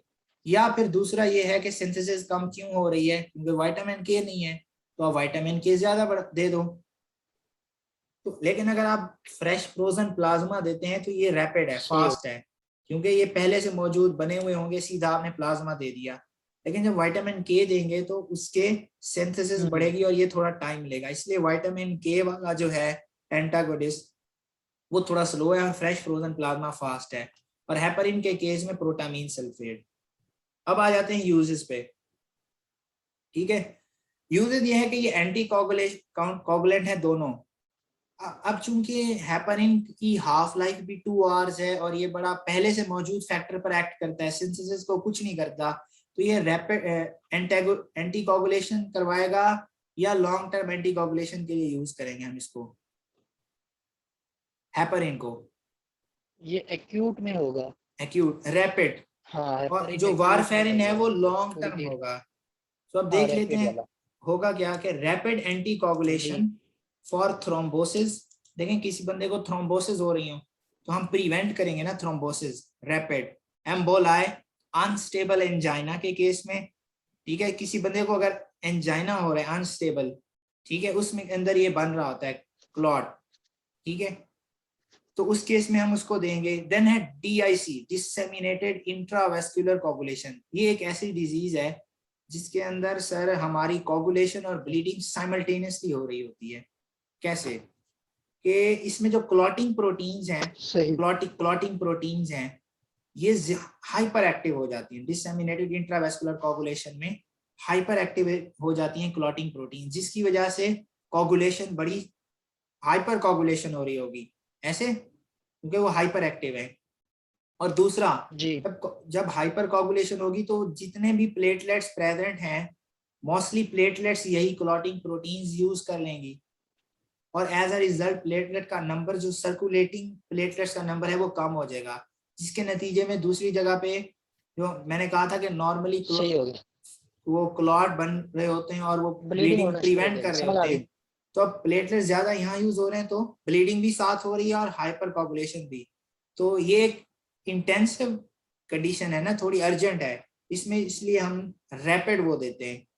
ठीक है, देन ओपन हार्ट सर्जरी के जी केस में भी ये हम यूज करते हैं। तो ये इसके यूजेस हैं कि rapid anticoagulation for thrombosis, emboli, unstable angina, DIC, open heart surgery. अब ये है लॉन्ग टर्म एंटीकोगुलेशन होंगे वही थ्रोम्बोसिस, एम्बोलाई, पोस्ट एमआई। अब देखें पोस्ट एमआई, अब किसी को एंजाइना है तो अभी एमआई हुआ नहीं है, होने लगा है।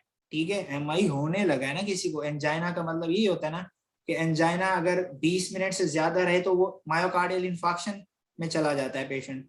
एंजाइना जो है अगर वो 20 मिनट से ज्यादा रहे, तो अब जब किसी को एंजाइना है तो ये इमरजेंसी कंडीशन है, हमने प्रिवेंट करना है। ठीक है, तो इसलिए हम रैपिड वाला देंगे। लेकिन अगर किसी को एक बार एमआई हो चुका है, उसके बाद हमने उसको कंट्रोल करना है कि दोबारा ना हो, तो फिर हम कौन सी देंगे, हेपारिन या warfarin? Is it just logical? कौन सा देंगे अरे नासिर भाई, कौन सा देंगे अब? तो उस पोस्ट एमआई के केस में हम देंगे वारफेरिन। इसी तरह हार्ट वॉल डैमेज और एट्रियल एरिथमिया, वारफारिन देंगे। जी जी, पोस्ट एमआई में वारफेरिन देंगे। Heart wall damage, atrial arrhythmia, warfarin देंगे। जी जी वारफेरिन देंगे। अब एट्रियल एरिथमिया में हम सर वारफेरिन कैसे देते हैं? एट्रियल एरिथमिया में होता क्या है, जरा मैं ये कॉन्सेप्ट भी थोड़ा क्लियर कर दूं। ये लेट्स सपोज ये है हमारा सर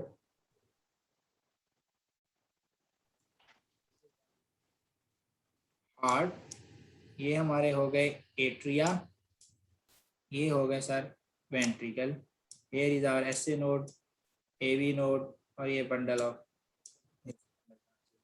अब ये जो एट्रिया है ना, एट्रियल एरिथमिया के अंदर होता क्या है? एट्रियल टैकी एरिथमिया, तो बेसिकली एट्रियल फिब्रिलेशन में मोस्टली ये यूज करते हैं, क्योंकि एट्रियल फिब्रिलेशन या फ्लटर हो, ये इतना हार्ट रेट ज्यादा हो जाता है कि ऐसे लगता है जैसे जो हमारा एट्रिया है वो ऐसे सिर्फ फड़फड़ कर रहा है, बिल्कुल वेल कॉन्ट्रैक्ट नहीं कर सकता। जिस तरह किसी में वाइब्रेशन टाइप नहीं होती, वाइब्रेशन टाइप देखी है ना कभी आपने, वाइब्रेशन आपको नजर आती है, बिल्कुल उस तरह का हो जाता है हमारा ये फिब्रिलेशन के केस में। जब ये लेट्स सपोज एट्रियल चैम्बर है, वो इस तरह वाइब्रेट कर रहा है इस तरह, तो इसके अंदर जो ब्लड आएगा ना, तो उस वाइब्रेशन के नतीजे में वो क्लॉट बन सकता है। ठीक हो गया? यहाँ पे इस वाइब्रेशन के नतीजे में यहाँ पे सही हो कोगुलेशन गया। हो सकती है, क्लॉट बन सकता है। और फिर ये जो है आगे जब वेसल के अंदर ये क्लॉट जाएगा तो ये क्या करवाएगा, सिस्टेमिक एम्बोलिज्म। ऐसे है ना, सिस्टेमिक सर्कुलेशन के अंदर ये एम्बोलाई है जो मूव कर रहा है। अगर कोई क्लॉट एक जगह, बड़ा क्लॉट एक जगह पे स्टिक है तो उसको हम थ्रोम्बस कहते हैं, और अगर वो मूव कर रहा है यानी ऐसे सर्कुलेशन में फ्रीली जा रहा है तो वो एम्बोलाई है। अब जब एट्रियल फिब्रिलेशन हुई तो इस वाइब्रेशन हार्ट के वेल्स के, सॉरी वाल जो है हार्ट की, वो इस तरह वाइब्रेट कर रही है कि क्लॉट फॉर्मेशन होगी वहां पे, जिसके नतीजे में वो क्लॉट जब वेसल के अंदर जाएगा तो सिस्टेमिक एम्बोलिज्म करवाएगा, और अगर ये ब्रेन के अंदर चला गया तो स्ट्रोक। ऐसे है ना। तो जो एट्रियल एरिथमिया है, ठीक है, मोर कॉमनली एट्रियल जी फिब्रिलेशन कह लो, उसके अंदर सिस्टेमिक एम्बोलिज्म और स्ट्रोक को प्रिवेंट करने के लिए हम क्या देंगे, वारफेरिन देंगे। सही हो गया। सही हो गया सर। अब वापस आते हैं हम इस पर, देन आ जाते हैं इसकी टॉक्सिसिटी पर। अब देखिए जितने भी ये हम ड्रग्स पढ़ रहे हैं ना ब्लड में, चाहे वो एंटी कोगुलेंट हो, थ्रोम्बोलिटिक हो या एंटी प्लेटलेट हो, इन सब का एक कॉमन टॉक्सिसिटी यही होगी, ब्लीडिंग। ठीक हो गया, क्योंकि ये क्लॉट फॉर्मेशन को या तो प्रिवेंट कर रही है या क्लॉट जो बन रहे हैं उसको डिसॉल्व कर रही है। ठीक है, तो इन सब केसेस में ब्लीडिंग की टेंडेंसी बढ़ जाएगी। तो एक इनका कॉमन इफेक्ट है ब्लीडिंग, इधर भी ब्लीडिंग। सही हो गया। अब दूसरा है हेपारिन इंड्यूस्ड थ्रोम्बोसाइटोपिनिया। सही हो गया। ठीक है, इसका मतलब क्या है? अब मैंने अभी हमने डिस्कस किया है ना कि जो हमारी है हेपारिन, ये एक लार्जर पॉलीसैकेराइड है। अब ये लार्जर पॉलीसैकेराइड जो होती हैं ये वाली जो है ये इम्यूनोजेनिक है। हेपरिन जो है ये इम्यूनोजेनिक है, यानी इम्यून सिस्टम को प्रोवोक कर सकती है। तो उसके नतीजे में होगा क्या कि हेपर एंटीबॉडीज बन जाएंगी, ठीक है, एंटीबॉडीज इसके against heparin plus platelet factor 4 इस कम्प्लेक्स के अगेंस्ट एंटीबॉडीज बनेंगी। वो एंटीबॉडीज इसको अटैक करेंगी, डिस्ट्रॉय करेंगी, प्लेटलेट का नंबर क्या हो जाएगा, कम, और थ्रोम्बोसाइटोपिनिया हो जाएगा। हेपरिन इंड्यूस्ड थ्रोम्बोसाइटोपिनिया, ठीक है, हेपरिन इंड्यूस्ड थ्रोम्बोसाइटोपिनिया। क्लियर हो गई सर ये बात। और ये थ्रोम्बोसाइटोपिनिया इसको कहते हैं कि प्लेटलेट का नंबर कम हो रहा है। वापस आते हैं बुक पर। Bleeding, heparin induced thrombocytopenia, hyper sensitivity क्योंकि इम्यूनोजेनिक है। Then bleeding, skin necrosis, skin necrosis का पूरा मैकेनिज्म है इस चैप्टर के अंदर, वो आगे हम डिस्कस करेंगे। ड्रग इंटरेक्शंस, ये भी आगे हम डिस्कस करेंगे। टेराटोजेनिक, मैंने बताया था ना कि लिपिड सॉल्युबल है, प्लेसेंटल एक्सेस है, ये देखो कि यह लिखा हुआ है प्लेसेंटल एक्सेस, तो इसीलिए ये टेराटोजेनिक है, प्लेसेंटा को क्रॉस कर सकती है। देन बोन के अंदर भी चेंजेस कराती है, बोन डिस्मॉर्फोजेनेसिस। अब ये आपने ना दो चीजें हमने आगे डिस्कस करनी है, ड्रग इंटरेक्शन और स्किन नेक्रोसिस, ये आगे डिस्कस करते हैं। अब हेपरिन और वारफेरिन का यहां तक क्लियर है, ठीक है। अब जो अनफ्रैक्शनड हेपरिन है इसके कुछ साइड इफेक्ट होते हैं, जैसे कि अभी हमने कहा कि थ्रोम्बोसाइटोपिनिया करवाता है, ठीक, और इसकी हाफ लाइफ भी कम होती है। तो हमने कुछ जो है लो मॉलिक्यूलर वेट हेपरिन्स प्रोड्यूस किए हैं, तो लो मॉलिक्यूलर वेट हेपरिन्स, ठीक है, ईजी इनॉक्सापरिन, ईजी इनॉक्सापरिन, और इसी तरह कुछ और हैं वो मिनी कैटजन के अंदर दिए हुए। लो मॉलिक्यूलर वेट हेपरिन्स जो होते हैं इनके 3 एडवांटेज हैं नासिर भाई, इनके 3 एडवांटेज हैं। पहली तो ये है कि इनकी लॉन्गर हाफ लाइफ होती है हेपरिन्स के मुकाबले में, हेपरिन्स के मुकाबले में लॉन्गर हाफ लाइफ है। दूसरा, थ्रोम्बोसाइटोपिनिया होने का रिस्क कम है, क्योंकि अगर सिर्फ हेपरिन दे रहे हैं अनफ्रैक्शन हेपरिन तो उससे थ्रोम्बोसाइटोपिनिया होने का रिस्क ज्यादा है। अब ये लो मॉलिक्यूलर वेट है इसीलिए इसे थ्रोम्बोसाइटोपिनिया होने का रिस्क कम है। और दूसरा, enhance activity against factor 10A। अभी हमने कहा था ना कि ये फैक्टर 12, 11, 9, 10, 2 सबको इनहिबिट करती है। हेपरिन के मुकाबले में इनकी जो फैक्टर 10 के अगेंस्ट एक्टिविटी है वो ज्यादा है। ये बात क्लियर हो गई। हेपरिन के मुकाबले, हेपरिन का सारा हमने डिस्कस कर लिया, हेपरिन के मुकाबले के बारे में जितनी भी डिटेल है। अब आते हैं हम सर वारफेरिन पे, जो कुछ पॉइंट्स रह गए हैं, ड्रग इंटरेक्शंस और स्किन नेक्रोसिस, ठीक है। अगर आपको याद हो जब हम एंटी हाइपरलिपिडीमिया पढ़ रहे थे, मैंने आपको बताया था कि वहां एक ड्रग्स होती हैं जिनको हम कहते हैं बाइल एसिड बाइंडिंग रेजिन्स, थी हमने बाइल एसिड बाइंडिंग रेजिन्स। वो बाइल एसिड बाइंडिंग रेजिन क्या कर रही थी कि जीआईटी के अंदर जो इंटेस्टाइन के अंदर बाइल साल्ट्स आ रहे थे उनके साथ बाइंड करती थी और उनकी एक्सक्रीशन को प्रमोट कर देती थी, जिसके नतीजे में जीआईटी इंटेस्टाइन के अंदर बाइल साल्ट्स का लेवल कम हो जाता था। बाइल साल्ट्स का लेवल जब कम हुआ तो उसके नतीजे में मैंने क्या कहा था कि बाइल साल्ट्स क्या करवा रही होती हैं, फैट्स की इमल्सिफिकेशन, ऐसे ना। और जब फैट की इमल्सिफिकेशन नहीं होगी तो फैट की एब्जॉर्प्शन नहीं होगी, ठीक है। सो इट मीन फैट की एब्जॉर्प्शन भी कम हो रही थी और जितनी भी फैट सोल्यूबल विटामिन थे उनकी एब्जॉर्प्शन कम हो रही थी। फैट सोल्यूबल जो लिपिड सोल्यूबल ड्रग्स थी उनकी एब्जॉर्प्शन भी कम हो रही थी। अब हमने पढ़ा है ना पीछे, वारफेरिन जो है ये क्या है, ये देखें लिपिड सोल्यूबल है। तो जब बाइल एसिड बाइंडिंग रेजिन देंगे लाइक कोलिस्ट्रामीन, ये देखें, तो कोलिस्ट्रामीन से इसकी एब्जॉर्प्शन ओरल कम हो जाएगी, तो ये एब्जॉर्प्शन कम हो जाएगी, हाँ इफेक्ट्स कम हो जाएंगे। मैं ना आपको जरा दिखा देता हूँ कि वो उसने उस चैप्टर के अंदर भी ये बात डिस्कस की थी कि मिनी का चैप्टर है, ये यहाँ दिया हुआ है बाइल एसिड बाइंडिंग रेजिन्स के अंदर, ये देखें नीचे नीचे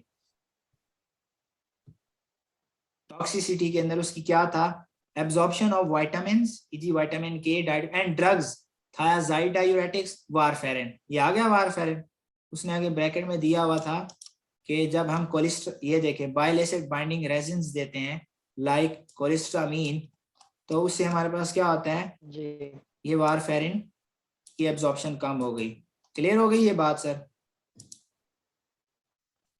चलें आगे। दूसरा है सर, मैंने आपको बताया था कि ये पीछे हमने एक बात मैंने आपको कहा था कि आगे डिस्कस करेंगे, 98% प्रोटीन बाउंड, ऐसे ही है, और 2% जो है वो फ्रीली प्रेजेंट होती है प्लाज्मा के अंदर। अब ये जी कंसेप्ट क्यों इंपॉर्टेंट है? अब देखें, जब हम ड्रग्स देते हैं ना, जो प्लाज्मा प्रोटीन बाउंडिंग ड्रग्स होती हैं, लेट्स सपोज ये एक हमारे पास प्लाज्मा प्रोटीन है और यहाँ पे हमने कोई उसको ड्रग दी जो यहाँ पे बाउंड है, लेट्स सपोज ये वारफेरिन ही है। कितनी बाउंड है? 98%, और 2% जो है वो फ्रीली प्रेजेंट है सर्कुलेशन के अंदर। अब यहाँ ये एक बात समझ लें कि जो सिर्फ फ्री फॉर्म होती है ना ड्रग की, जो सिर्फ फ्री फॉर्म होती है, सिर्फ वही एक्टिव होती है, वही एक्शन परफॉर्म करती है, उसी का मेटाबॉलिज्म होता है और वही एक्सक्रीट होती है। ठीक है, जो फ्री फॉर्म होती है ड्रग, किसी भी ड्रग की, ये जनरल फार्माकोलॉजी का रूल है, जितनी जो भी फ्री फॉर्म होगी, जितनी भी होगी, चाहे वो 2% है, 3% है, जो भी है, सिर्फ वही एक्टिव होगी, वही अपना एक्शन परफॉर्म करेगी, और वही मेटाबोलाइज होगी और वही एक्सक्रीट होगी। जो फ्री फॉर्म, ये बाइंड फॉर्म होती है, ये रेजरवायर के तौर पे एक्ट करती है। कैसे? कि जब फ्री फॉर्म कम हो गई तो फिर बाउंड फॉर्म से कुछ फॉर्म जो है वो फ्री फॉर्म के अंदर कन्वर्ट हो जाती है, कुछ ड्रग जो है वो प्रोटीन को छोड़ के फ्री हो जाती है। जब वो कम हो जाती है फिर मजीद, तो फिर कुछ मजीद रिलीज हो जाती है, लेकिन हमेशा एक इक्विलिब्रियम मेंटेन रहता है। ये बात समझ आई?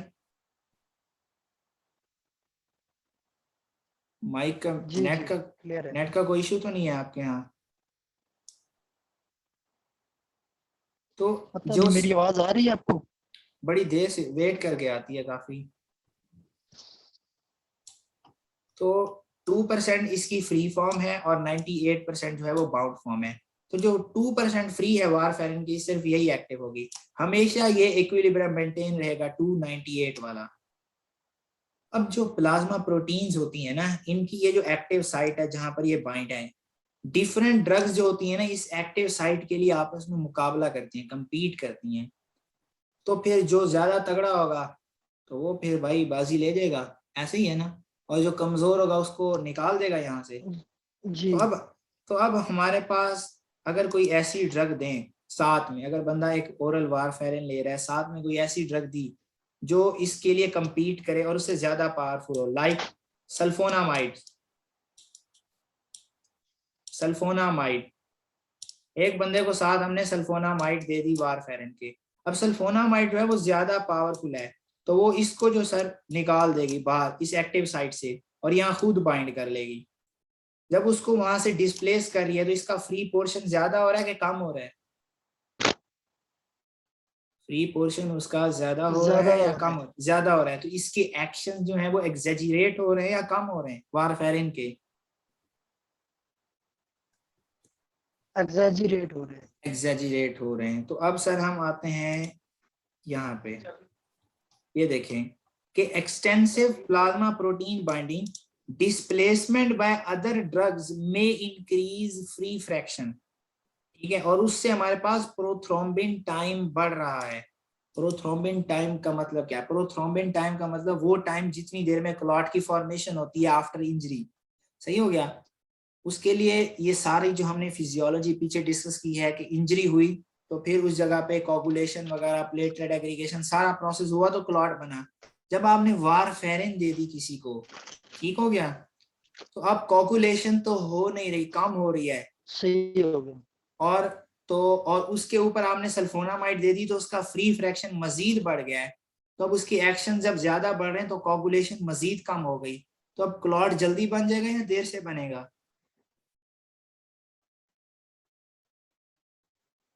जी नासिर भाई, थोड़ा देख लें कहीं बाहर चले जाए, नहीं तो अगर नेट का कोई इशू आ रहा है तो।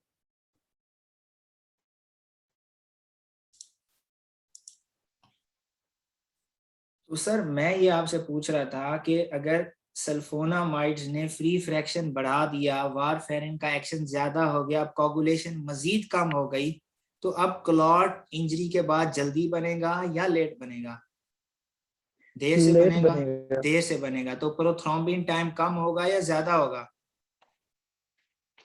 प्रोथ्रोम्बिन से थ्रोम्बिन में। नहीं, प्रोथ्रोम्बिन टाइम अब ज्यादा होगा या कम होगा? प्रोथ्रोम्बिन टाइम वो होता है जितनी देर में क्लॉट बनता है।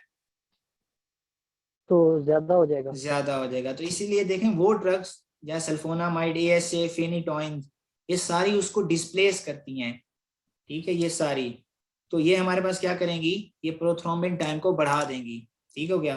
देन मैंने कहा ठीक था हो कि गया। इसका मेटाबॉलिज्म P450 डिपेंडेंट है। तो ऑब्वियसली जो P450 इंड्यूसर्स होंगे लाइक बारबिचुरेट्स, वो इसका जी। मेटाबॉलिज्म बढ़ाएंगे, और मेटाबॉलिज्म बढ़ेगा तो एक्शन कम होगा और प्रोथ्रोम्बिन टाइम भी कम होगा।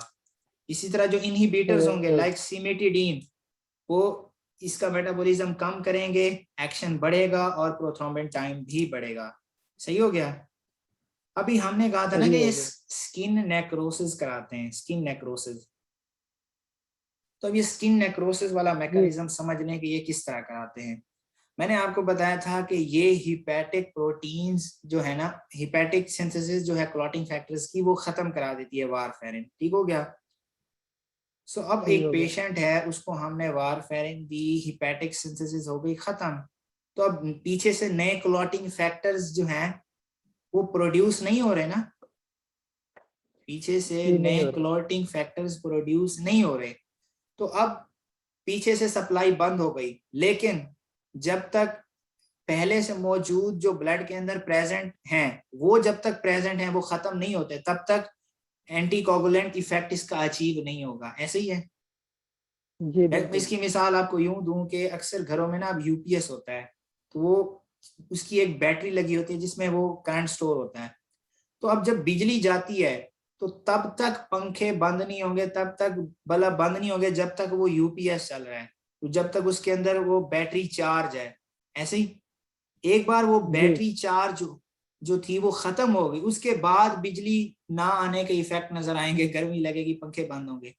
यहाँ भी यही एग्जांपल है, सेम सिमिलर, कि हिपैटिक सिंथेसिस जब कम हो गई, पीछे से सप्लाई खत्म हो गई क्लॉटिंग फैक्टर्स की, तो एंटी कोगुलेंट इफेक्ट तब तक नहीं आएगा जब तक ब्लड के अंदर पहले से मौजूद क्लॉटिंग फैक्टर्स काम कर रहे हैं।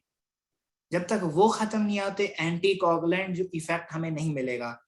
अब वो कब सही हो खत्म गया। होंगे, वो कब खत्म होंगे, वो उनकी डिफरेंट हाफ लाइफ है, डिफरेंट फैक्टर्स की डिफरेंट हाफ लाइफ है।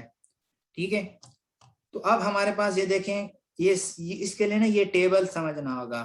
ठीक है, ये हाफ लाइफ याद करने की जरूरत नहीं है, लेकिन दो समझने के लिए देखना पड़ेगा। अब देखें जो फैक्टर 2 है उसकी कितनी है, 60 आवर्स। यानी अगर पीछे से आगे उसकी सप्लाई बंद भी कर दें तो 60 घंटे तक वो कहीं नहीं जाता। फैक्टर 7 जो है उसकी है 8 आवर्स। फैक्टर 9 की है 24 आवर्स। मैं यहाँ पे ना देखें, ये है 60 आवर्स फैक्टर 2 की। फैक्टर 8 की है 8 आवर्स। फैक्टर 9 की है 24 आवर्स। फैक्टर 10 की है 40 आवर्स। और प्रोटीन सी जो है इसकी है, इसकी भी 8 आवर्स है। यहाँ मिस्टेक है, जो न्यू एडिशन है उसके अंदर 8 आवर्स है, 8 आवर्स है इसकी भी। सही हो गया। तो अब इनमें सबसे कम हाफ लाइफ किसकी है, सबसे कम हाफ लाइफ किसकी है? 7 A की और C की। 7 की और सी की। यानी अगर आप पीछे से सप्लाई बंद कर दो तो सबसे पहले कौन से फैक्टर जाएंगे? सबसे पहले C और 7। सी और 7 जाएंगे। अब जब सबसे पहले सी और 7 जाएंगे तो इससे इफेक्ट क्या होगा मैं आपको बताता हूँ। अब वापस चलते हैं हम अपनी स्लाइड्स पे, कि पीछे हम डिस्कस कर चुके हैं, ये पाथवे पूरा डिस्कस कर चुके हैं ना। ठीक है। ये जी। अब मैंने आपको बताया था कि जो प्रोटीन सी है it is a normal breaker fact. मैं अब सिर्फ 2 फैक्टर ड्रा करने लगा हूं। 9 एक्टिवेट होता है, 9, और इसको 11 एक्टिवेट करता है 9 को। ठीक हो गया।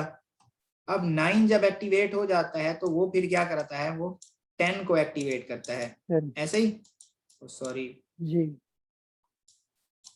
10 को एक्टिवेट करता है।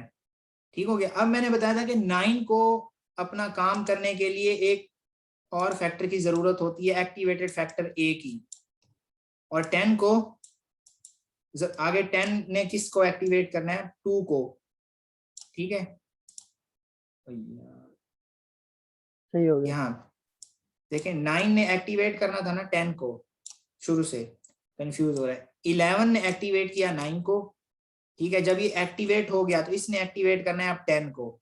तो 10 को एक्टिवेट करने के लिए इसे फैक्टर 8 की जरूरत है, एक्टिवेटेड फैक्टर 8 की, ऐसे ही। और जब 10 एक्टिवेट हो गया इसने फिर 2 को एक्टिवेट करना है, लेकिन 2 को एक्टिवेट करने के लिए इसे 5 एक्टिवेटेड फैक्टर की जरूरत है। सही हो गया। अब ये देखें, ये हमारे पास हो गया 8A और ये 5A, ये दो जरूरी है, ये समझ लें। अब मैंने बताया था कि जो प्रोटीन सी है ये normal breaker, check and balance रखती है। अब अगर कोगुलेशन जरूरत से ज्यादा हो जाए नॉर्मली तो क्या होगा, तो ये भी हमारे लिए अच्छा नहीं है ना। कोगुलेशन अगर जरूरत से ज्यादा हो रही है तो उस पर चेक एंड बैलेंस होना चाहिए। वो चेक एंड बैलेंस कराता है प्रोटीन सी। प्रोटीन सी का हम पीछे पढ़ चुके हैं कि वो किन फैक्टर्स की डिग्रेडेशन कराता है, 5 और 8 की। 5 और 8 की। तो प्रोटीन सी जो है इसकी डिग्रेडेशन करा रहा है और इसकी डिग्रेडेशन करा रहा है। जब फैक्टर्स 8 नहीं होगा और 5 नहीं होगा तो ये क्या कैस्केड आगे चलेगी, कोगुलेशन होगी? नहीं होगी। तो इस तरह उस जो एक कोगुलेशन का प्रोसेस चल रहा होता है उसको एक चेक में रखता है ये प्रोटीन सी। अब आ जाओ सर, वारफेरिन आपने दे दी तो सप्लाई खत्म हो गई, जितने प्रेजेंट थे सबसे पहले वो अब आहिस्ता आहिस्ता छुट्टी करने लगे। तो सबसे पहले मैंने बताया था प्रोटीन सी की छुट्टी होगी, होगी जी जब प्रोटीन सी नहीं होगा तो क्या ये इनको डिग्रेड कर सकेगा? नहीं कर सकेगा ना। और जब इनकी डिग्रेडेशन नहीं होगी, ये ज्यादा अमाउंट में अवेलेबल होंगे तो ये कैस्केड ज्यादा चलेगी या कम चलेगी, सुपर एक्टिव होगी या कम होगी? सुपर एक्टिव होगी। सुपर इसीलिए एक्टिव। हाइपर कोगुलेशन होगी शुरू में। हालांकि हम एंटी कोगुलेंट दे रहे हैं लेकिन शुरू में क्या होगी, हाइपर कोगुलेशन। ठीक है। और दूसरा हमारे पास 7 फैक्टर खत्म हो गया। फैक्टर 7 क्या करा रहा था, एक्सट्रिंसिक पाथवे में इन्वॉल्व था ना। पीछे चलते हैं, ये देखें यहां पर है, ये 7 फैक्टर है। मैंने कहा था कि जो टिश्यू फैक्टर है थ्रोम्बोप्लास्टिन वो 7 फैक्टर 7 को एक्टिवेट करता है, फैक्टर 7 फिर आगे 9 और 10 को एक्टिवेट करता है, ये एक्सट्रिंसिक पाथवे। अब फैक्टर 7 8 घंटे में खत्म हो गया और प्रोटीन सी 8 घंटे में खत्म हो गई। जब फैक्टर 7 खत्म हो गया तो एक्सट्रिंसिक पाथवे तो वैसे नहीं होगा, ऐसे ही। लेकिन साथ में जब प्रोटीन सी भी खत्म हो गई तो इंट्रिंसिक पाथवे सुपर एक्टिव होगा और हाइपर कोगुलेशन होगी, जिसकी वजह से जो स्किन की वेसल है उनमें थ्रोम्बोसिस होगी और स्किन के टिश्यूज को ब्लड कम जाएगा और स्किन नेक्रोसिस हो जाएगी। सही हो गया। स्किन नेक्रोसिस साइड इफेक्ट था ना, मैंने आपको बताया था स्किन नेक्रोसिस साइड इफेक्ट है, बुक में दिखा देता हूँ।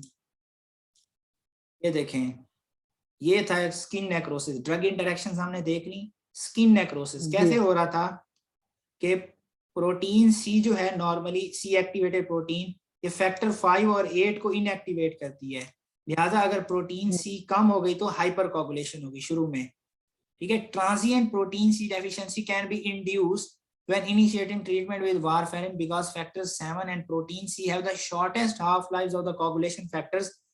Consequently, the extrinsic pathway and protein C systems are inactivated, whereas the intrinsic system remains active for a few days. Few days के लिए एक्टिव होता है, उसके बाद क्यों नहीं एक्टिव होता? क्योंकि उनके बाद उसकी भी हाफ, जो फैक्टर्स होते हैं उनकी भी हाफ लाइफ आ जाती है ना, वो भी खत्म हो जाते हैं। देखें अब इसका है, यहाँ अगर मैं ड्रा करूं, ये देखें ये खत्म हो गई 8 घंटे में, ये 8 घंटे हैं। ठीक है। लेकिन ये कब खत्म होगा, 60 घंटे में। तो 8 घंटे के अंदर ये इफेक्ट तो खत्म हो गया ना इसका, जो इसका इनहिबिट इफेक्ट था, लेकिन ये 60 आवर्स तक चलता रहेगा। इसलिए इंट्रिंसिक सिस्टम जो है वो सुपर एक्टिव रहता है for few days. Hyper coagulability occurs which में result in dermal vascular thrombosis and skin necrosis. इसीलिए हम साथ में हेपरिन देते हैं। इसमें शुरू में हेपरिन भी देते हैं, ये मैंने सुना था कि शुरू में हेपरिन भी साथ देते हैं जब वारफेरिन स्टार्ट करनी हो, तो फिर कुछ दिन के बाद छुड़वा तो देते हैं ताकि वो उनकी जो पहले से मौजूद फैक्टर थे वो सारे खत्म हो गए। क्लियर हो गया सर ये बात? जी क्लियर है। अब मेजर हमारा जो इस चैप्टर में था वो यही था, हेपरिन और वारफेरिन। अब बस दो छोटे छोटी ड्रग्स रह गई हैं, वो हम मिनी से देख लेते हैं। वो है कि डायरेक्ट थ्रोम्बिन इनहिबिटर, यानी फैक्टर 2 को डायरेक्टली इनहिबिट करें, और फैक्टर 10 को डायरेक्टली इनहिबिट करती हैं। वो डायरेक्ट इनहिबिटर्स हैं, बीच में वो किसी एंजाइम का इन्वॉल्व नहीं करती। तो वो थोड़ा थोड़ा उनके बारे में लिखा हुआ है, वो हम देख लेते हैं। पीछे कहाँ गया, ये एंटीप्लेटलेट थी, थ्रोम्बोलिटिक्स, और ये आ गया सर हमारे पास डायरेक्ट थ्रोम्बिन इनहिबिटर्स। अब थ्रोम्बिन क्या है? थ्रोम्बिन क्या है नासिर फैक्टर भाई? 2 फैक्टर 2 एक्टिवेटेड या इनएक्टिवेटेड? एक्टिवेटेड। एक्टिवेटेड फैक्टर 2, यहाँ पे ये हमारी स्लाइड है। अब ये जो था थ्रोम्बिन एक्टिवेटेड फैक्टर 2, ये फिब्रिन जिनको फिब्रिन में के अंदर कन्वर्ट करा रहा था, और फाइनल स्टेप तो यही था ना, इसके यही कोगुलेशन है। जी अब कोई ड्रग अगर इसको डायरेक्टली इनहिबिट कर रही है, इसको डायरेक्टली इनहिबिट कर रही है, तो क्या फिब्रिनोजिन फिब्रिन के अंदर कन्वर्ट होगा? नहीं। नहीं, तो ये प्रोसेस नहीं होगा और कोगुलेशन नहीं होगी। तो इनका यही मैकेनिज्म है कि ये फैक्टर 2 को डायरेक्टली इनहिबिट कर रहे हैं, जिसके नतीजे में कोगुलेशन नहीं होगी। ये इनका मैकेनिज्म ऑफ एक्शन है। इसके अंदर हमारे पास हैं कौन कौन सी ड्रग्स, ये देख लें आप। लेपिरोडिन, डेजिरोडिन एंड बिवालिरोडिन, ये बिवालिरोडिन। देन एर्गाट्रोबैन एंड डेबिगाट्रैन, ये 5 ड्रग्स हैं इनके अंदर। लेपिरोडिन, डेजिरोडिन, बिवालिरोडिन, एर्गाटोरैन, एर्गाट्रोबैन एंड डेबिगाट्रैन, ये सारी वही है। मैकेनिज्म में मैंने वही बता दिया। The protein analogs of lepirodin bind simultaneously to the active site of thrombin and to thrombin substrate। ठीक हो गया, और उसको इनहिबिट कर दीजिए। क्लिनिकल यूजेस क्या है देखिए, मैंने आपको बताया था ना कि हेपरिन भी क्या कर रहा था, किन किन फैक्टर्स को बाइंड कर रहा था? सबको, 12, 11, 9, 10 और 2, इन सबको इनहिबिट कर रहा था ना हेपरिन। जी ठीक है, इन सब एक्टिवेटेड फैक्टर्स को। अब अगर कोई पेशेंट है जिसको हेपरिन इंड्यूस थ्रोम्बोसाइटोपिनिया है, ठीक है, मैंने बताया था कि उसकी हेपरिन के अगेंस्ट एंटीबॉडीज प्रोड्यूस हो चुकी हैं, लेकिन आपने अब जी एंटीकोगुलेंट भी कोई देनी है और हेपरिन दे भी नहीं सकते, ठीक है, क्योंकि एंटीबॉडीज बन चुकी हैं। वो तो हमारे पास थ्रोम्बोसाइटोपिनिया हो जाएगा, हाइपर सेंसिटिविटी हो जाएगी। अब आप क्या करेंगे? आपने कोई एंटीकोगुलेंट भी डायरेक्ट। देनी है, लेकिन आप हेपरिन भी नहीं दे सकते, हेपरिन इंड्यूस्ड थ्रोम्बोसाइटोपिनिया। उस केस में हम ये देते हैं direct thrombin inhibitors. Direct thrombin inhibitors are used as alternatives to heparin, primarily in patients with heparin-induced thrombocytopenia। और ये एक और है कि बिवालिरुडिन जो है, ये सारे मेंबर्स में से ये वाली जो बिवालिरुडिन है, it is used in combination with aspirin during percutaneous coronary angioplasty। ये एक प्रोसीजर है एंजियोप्लास्टी, देख सुना है नाम कभी? स्टंट वगैरह डालते हैं, जो मेरे फादर के डले हुए ना, 4 डले हुए, तो उनको इशू हो गया सही। था कोई इस्कीमिक हार्ट डिजीज, तो उनकी हुई हुई एंजियोप्लास्टी। तो उस एंजियोप्लास्टी के दौरान भी ये यूज करते हैं bivalirudin in combination with aspirin. Then last इसका ये है कि जो डेबिगाट्रैन है is approved for the prevention of stroke and systemic embolism in non valvular atrial fibrillation. अब मैंने आपको बताया था कि नॉन वेल्वुलर एट्रियल फिब्रिलेशन में वो वाइब्रेशन की वजह से क्लॉट बनता है और वो फिर सिस्टेमिक एम्बोलिज्म और स्ट्रोक काज करवा सकता है। कहा था उसमें दूसरी कौन सी ड्रग्स यूज कर रहे थे हम वहां पे? किस किस ड्रग में मैंने आपको बताया था? ये देखें, ये देखें एट्रियल एरिथमियाज में ये कौन सी ड्रग है? वारफेरिन। तो वारफेरिन भी यूज होती है एट्रियल फिब्रिलेशन के अंदर, स्ट्रोक और सिस्टेमिक एम्बोलिज्म को प्रिवेंट करने के लिए, और डायरेक्ट थ्रोम्बिन इनहिबिटर्स भी यूज होते हैं। टॉक्सिसिटी क्या होगी? टॉक्सिसिटी क्या होगी? ब्लीडिंग। एक तो ब्लीडिंग। हाँ ब्लीडिंग होगी ना।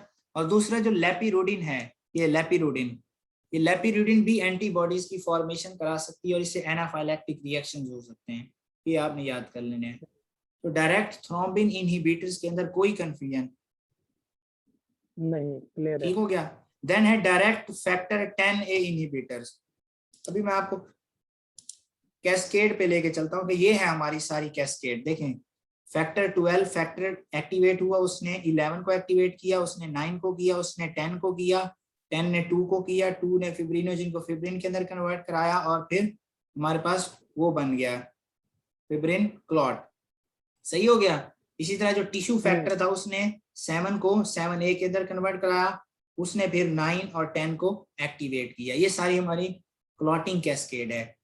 अब जो हमारे पास डायरेक्ट फैक्टर जो थे हमारे पास डायरेक्ट थ्रोम्बिन इनहिबिटर्स, वो क्या कर रहे थे कि ये जो है ये फैक्टर 2A है ना, इसी को ही थ्रोम्बिन कहते हैं ना, इसको इनहिबिट कर रहे थे। और हेपारिन देखो ये सबको कर रही है, यहाँ भी है, यहाँ भी है, यहाँ भी है, यहाँ भी है। लेकिन वारफेरिन देखो, वारफेरिन क्या कराती है, फैक्टर 7 की सिंथेसिस कम, 2 की कम, 10 की कम, 9 की कम और C की कम। अब यहाँ देख लो कि जो हेपारिन है वो सारी A वाली साइड पर है, जितने भी एक्टिवेटेड फैक्टर्स हैं उन साइड पर है। इसका मतलब कि हेपारिन एक्टिवेटेड फैक्टर्स पर एक्ट करती है, जबकि वारफेरिन ऑपोजिट साइड पे है, इनएक्टिवेटेड वाली पर, मतलब कि वो उनकी सिंथेसिस को डिक्रीज कराती है। ठीक हो गया। अब ये थे डायरेक्ट थ्रोम्बिन इनहिबिटर जो फैक्टर 2 को एक्टिवेटेड फैक्टर 2 को इनहिबिट करे। देन हमारे पास कुछ और है जो इस एक्टिवेटेड फैक्टर 10 को इनहिबिट कर देते हैं। ठीक हो गया। अगर एक्टिवेटेड फैक्टर 10 इनहिबिट हो गया तो क्या वो प्रोथ्रोम्बिन को यानी फैक्टर 2 को एक्टिवेटेड फैक्टर 2 के अंदर कन्वर्ट करा सकेगा? नहीं। तो क्या फिब्रिनोजिन फिब्रिन के अंदर कन्वर्ट होगा? नहीं। तो जब फिब्रिन नहीं बनेगा तो क्लॉट की आगे फॉर्मेशन नहीं होगी, फिब्रिन स्टैंड्स ही नहीं बनेंगे। तो ये उनका मैकेनिज्म ऑफ एक्शन है। मैं बाकी सारे रेस कर देता हूँ। ठीक हो गया कि वो इस एक्टिवेटेड फैक्टर 10 को इनहिबिट करते हैं, इसलिए उनको हम डायरेक्ट फैक्टर 10A इनहिबिटर्स कहते हैं। सही हो गया सर, ये उनका मैकेनिज्म हो गया। अब हम देख लेते हैं कि इसके अंदर हैं कौन कौन सी। इसके अंदर आती हैं ज़ेबैन्स वाली, जिनके एंड में ज़ेबैन आ रहा है ना, वो सारी ड्रग्स इसके अंदर आती हैं। रिवेरोज़ेबैन, एपिज़ेबैन, एडोज़ेबैन। ठीक हो गया। जिनके अंदर ये ज़ेबैन आ रहे हैं, XABAN, तो रिवेरोज़ेबैन, एपिज़ेबैन एंड एडोज़ेबैन, ये इसके अंदर आती हैं। मैकेनिज्म उसका यही है। क्लिनिकल यूज इसका क्या है, देखिए जब हम किसी की नी की सर्जरी करें या ऑर्थोपेडिक सर्जरी, नी की सर्जरी करें या हिप की सर्जरी करें, तो सर्जरी के बाद जो हमारी डीप वेन्स हैं उनके अंदर थ्रोम्बोसिस बनने का चांस डिवेल्प हो जाता है। तो उस केसेस के अंदर डीप वीनस थ्रोम्बोसिस को प्रिवेंट करने के लिए हम दे सकते हैं ये वाली direct factor 10A inhibitors use होते हैं, रिवेरोज़ेबैन। ठीक हो गया। और इसी तरह एट्रियल फिब्रिलेशन के अंदर स्ट्रोक को प्रिवेंट करने के लिए भी ये यूज होती हैं। ठीक हो गया। ये बात क्लियर होगी। एक तो डीप वीनस थ्रोम्बोसिस के लिए, ठीक हो गया, और दूसरा हमारे पास किसके लिए, एट्रियल फिब्रिलेशन में उसको प्रिवेंट करने के लिए। अब ये जो डायरेक्ट फैक्टर 2 इनहिबिटर्स हैं यानी थ्रोम्बिन इनहिबिटर्स हैं डायरेक्टली, वो हेपारिन लाइक है ना, हेपारिन की अल्टरनेटिव के तौर पे यूज करते हैं, लिहाजा इनकी मॉनिटरिंग का भी वही तरीका होगा जो थ्रोम्बिन इनहिबिटर्स हैं, पार्शियल थ्रोम्बोप्लास्ट इन टाइम। लेकिन जो हमारे पास ये है डायरेक्ट फैक्टर 10A इनहिबिटर्स, इनकी मॉनिटरिंग करने की हमें कोई जरूरत नहीं होती, मॉनिटरिंग की जरूरत नहीं होती। तो ये सर हमारे एंटी कोगुलेंट्स हो गए। अब हम आते हैं एंटी प्लेटलेट्स पे। चलें, एंटी कोगुलेंट्स, वो एंटी प्लेटलेट छोटे हैं, एक ही पेज है। ठीक हो गया सर, आ जाए इस पे। सही हो गया जी। अब फिजियोलॉजी आपने रिकॉल करते जाना है और फिर आपको आंसर मिलते जाएंगे। एंटी कोगुलेंट में तो कोई कंफ्यूजन नहीं है ना? नहीं। ठीक, अब चलते हैं इस पे। सर देखिए, मैंने आपको बताया था कि जब वेस्क्यूलर इंजरी होती है सबसे पहले क्या होती है, प्लेटलेट एडहियन। ठीक हो गया। प्लेटलेट एडहियन के बाद क्या होती है, platelet activation, activation of platelets, और फिर हमारे पास होती है एग्रीगेशन। अब मैंने आपको यहाँ कुछ बताया थे फैक्टर्स जो उसको एक्टिवेट करवा रहे थे, ये देखें थ्रोम्बोक्सिन A2 है, ये प्लेटलेट एक्टिवेटर है। इसी तरह ये ADP देखो, ये है, ये भी प्लेटलेट को एक्टिवेट कर रहे हैं। और जब प्लेटलेट एक्टिवेट होता था, ये कौन से रिसेप्टर आते थे? GP2B and 3A receptors. Clear हो गई ये बात? सही हो गया। अब जब प्लेटलेट एक्टिवेट हुआ by thromboxane A2 by ADP, तो अभी मैं आपको यहाँ दिखाता हूँ, ये देखें, ये सारे लिखे हुए thromboxane A2, ADP, collagen, 5 hydroxytryptamine and thrombin. बताया था ना मैंने, ये सारे उसको एक्टिवेट करते हैं, एक्टिवेशन ऑफ प्लेटलेट। इस एक्टिवेशन के नतीजे में होगा क्या? Increase expression of glycoprotein 2B and 3A receptors. ठीक हो गया? ये जो रिसेप्टर है 2B एंड 3A रिसेप्टर्स, ये वाले, इनकी एक्सप्रेशन क्या हो गई? इंक्रीज। और जब इनकी एक्सप्रेशन इंक्रीज हो गई तो फिर हमारे पास क्या हुआ?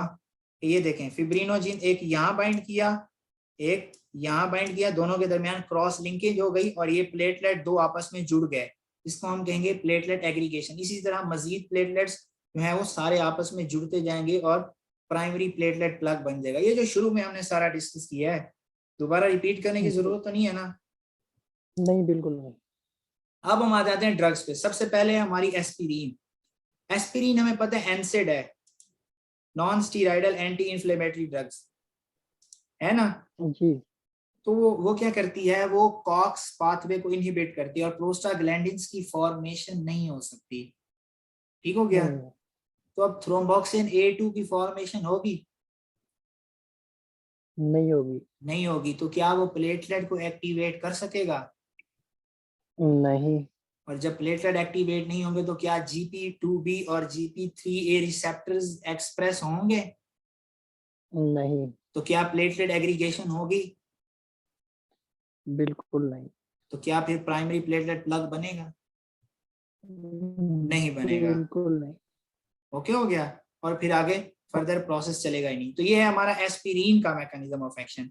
देन हमारे पास कुछ और ड्रग्स हैं जो ADP रिसेप्टर्स को ब्लॉक करती हैं। ये जो ADP के रिसेप्टर्स है ना, यहाँ पे ये वाले, ये ADP रिसेप्टर्स को वो ब्लॉक करती हैं। अगर वो ADP रिसेप्टर को ब्लॉक करती हैं तो क्या जो ब्लड के अंदर प्रेजेंट ADP है वो प्लेटलेट पर जब एक्टिवेट कर सकेगा उनको? क्योंकि अपने वो रिसेप्टर पे बाइंड ही नहीं कर सका, रिसेप्टर ब्लॉक है, तो क्या वो प्लेटलेट एक्टिवेट कर सकेगा? नहीं। प्लेटलेट एक्टिवेट होंगे तो क्या, नहीं होंगे तो क्या रिसेप्टर्स की एक्सप्रेशन होगी? नहीं। तो क्या फिब्रिनोजिन क्रॉस लिंकिंग करवाएगा? नहीं। तो क्या फिर प्लेटलेट एग्रीगेशन होगी? नहीं। तो क्या फिर प्राइमरी प्लेटलेट प्लग बनेगा? नहीं। तो कुछ हमारे पास हैं ADP रिसेप्टर ब्लॉकर्स, लाइक ये है क्लोपिडोग्रेल। ये मेरे फादर ले रहे हैं क्लोपिडोग्रेल, कल ही मैंने देखी है उधर वो इस पे प्रिस्क्रिप्शन पे, क्लोपिडोग्रेल। तो ये ADP रिसेप्टर ब्लॉकर हैं। ठीक है, ये थ्रोम्बोक्सिन A2 की फॉर्मेशन नहीं होने दे रहे। देन हमारे पास एक और कुछ और ड्रग्स होती हैं जो ये एक बार, चलो हमने कहा रिसेप्टर वो प्लेटलेट को एक्टिवेट होने दो, रिसेप्टर की भी एक्सप्रेशन होने दो, GP2B और GP3A रिसेप्टर्स की अप रेगुलेशन हो गई, लेकिन हमने ड्रग दी जो इस रिसेप्टर को ही ब्लॉक कर रही है, तो क्या फिर फिब्रिनोजिन बाइंड करेगा?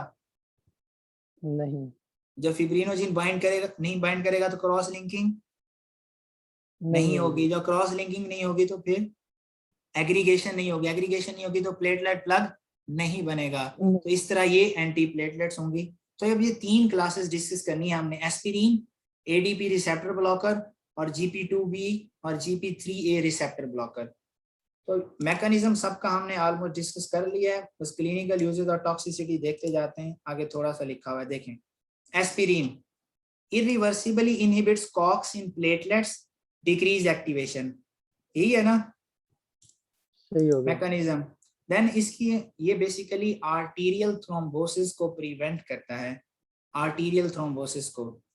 तो इसलिए लो डोजेस में बड़ी इफेक्टिव होती है प्रिवेंटिंग MI, क्योंकि हम लो डोजेस के अंदर किसी को एस्पिरिन देते रहे तो एंटी प्लेटलेट है, प्लेटलेट को एक्टिवेट नहीं होने देगी, तो इससे क्लॉट नहीं बनेगा, तो मायोकार्डियल इंफार्क्शन को प्रिवेंट करेंगे। एंड रिकरेंस, एक बार हो गया दोबारा, जैसे अक्सर अभी मेरे वो फादर को हुआ था ना कि इस्कीमिक हार्ट डिजीज की हिस्ट्री पॉजिटिव उनकी, तो स्टंट डले थे, तो एंजियोप्लास्टी के बाद उनको एस्पिरिन पे लगा दिया, वो 1 साल हो गया था ऑलमोस्ट, वो एस्पिरिन खाते रहे, अभी उन्होंने चेंज किया डॉक्टर ने फिर। ठीक है, तो वजह क्या है कि ये रीकरेंस को भी प्रिवेंट करता है, कि एक बार तो हो गया, पहले भी प्रिवेंट करता है, लेकिन लो डोजेस के अंदर, हाई डोजेस के अंदर नहीं, वो टॉक्सिक हो जाएगी। Then prophylaxis in atrial arrhythmia and TIA. ये प्रोफाइलैक्सिस का मैंने आपको बताया था कि हम किसी डिजीज को होने से प्रिवेंट कर रहे हैं।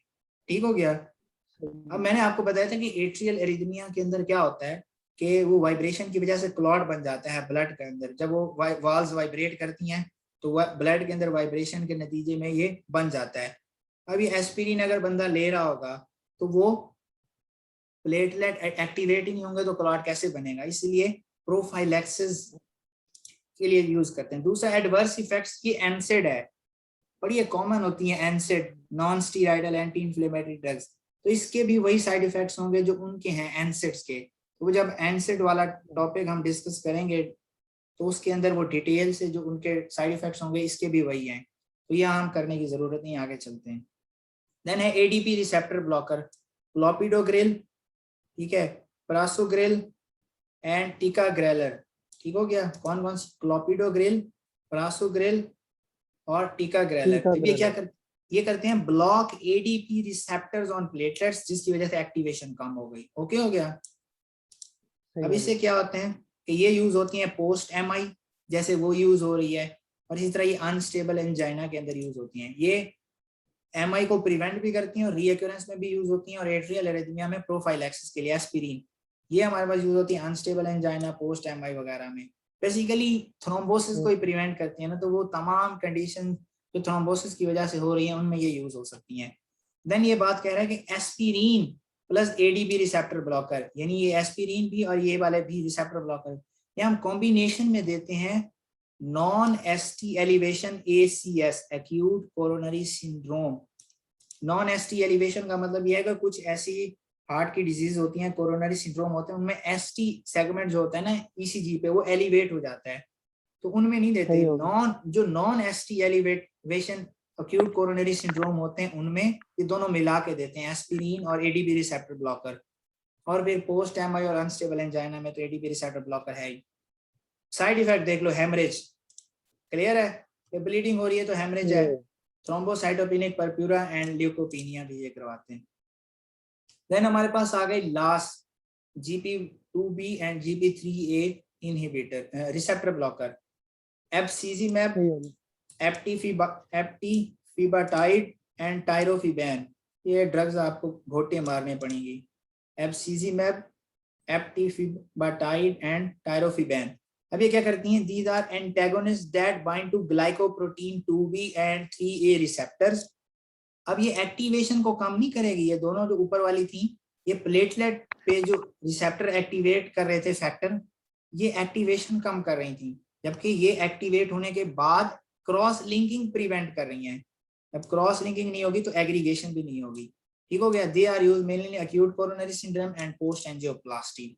एक्यूट कोरोनरी सिंड्रोम में यूज करते हैं, और एंजियोप्लास्टी अगर किसी की हो तो उसके बाद भी ये यूज कर सकते हैं। तो this finishes our anticoagulants and antiplatelets. Sir इसमें कोई क्वेश्चन पूरे दोनों चैप्टर्स के अंदर? क्लियर हो गया, क्लियर हो गया। क्लियर हो गया, क्रिस्टल क्लियर है, या कोई जी, कंसेप्ट अगर समझ नहीं आया? जबरदस्त हो गया, क्या हो गया? जबरदस्त हो गया। Okay sir.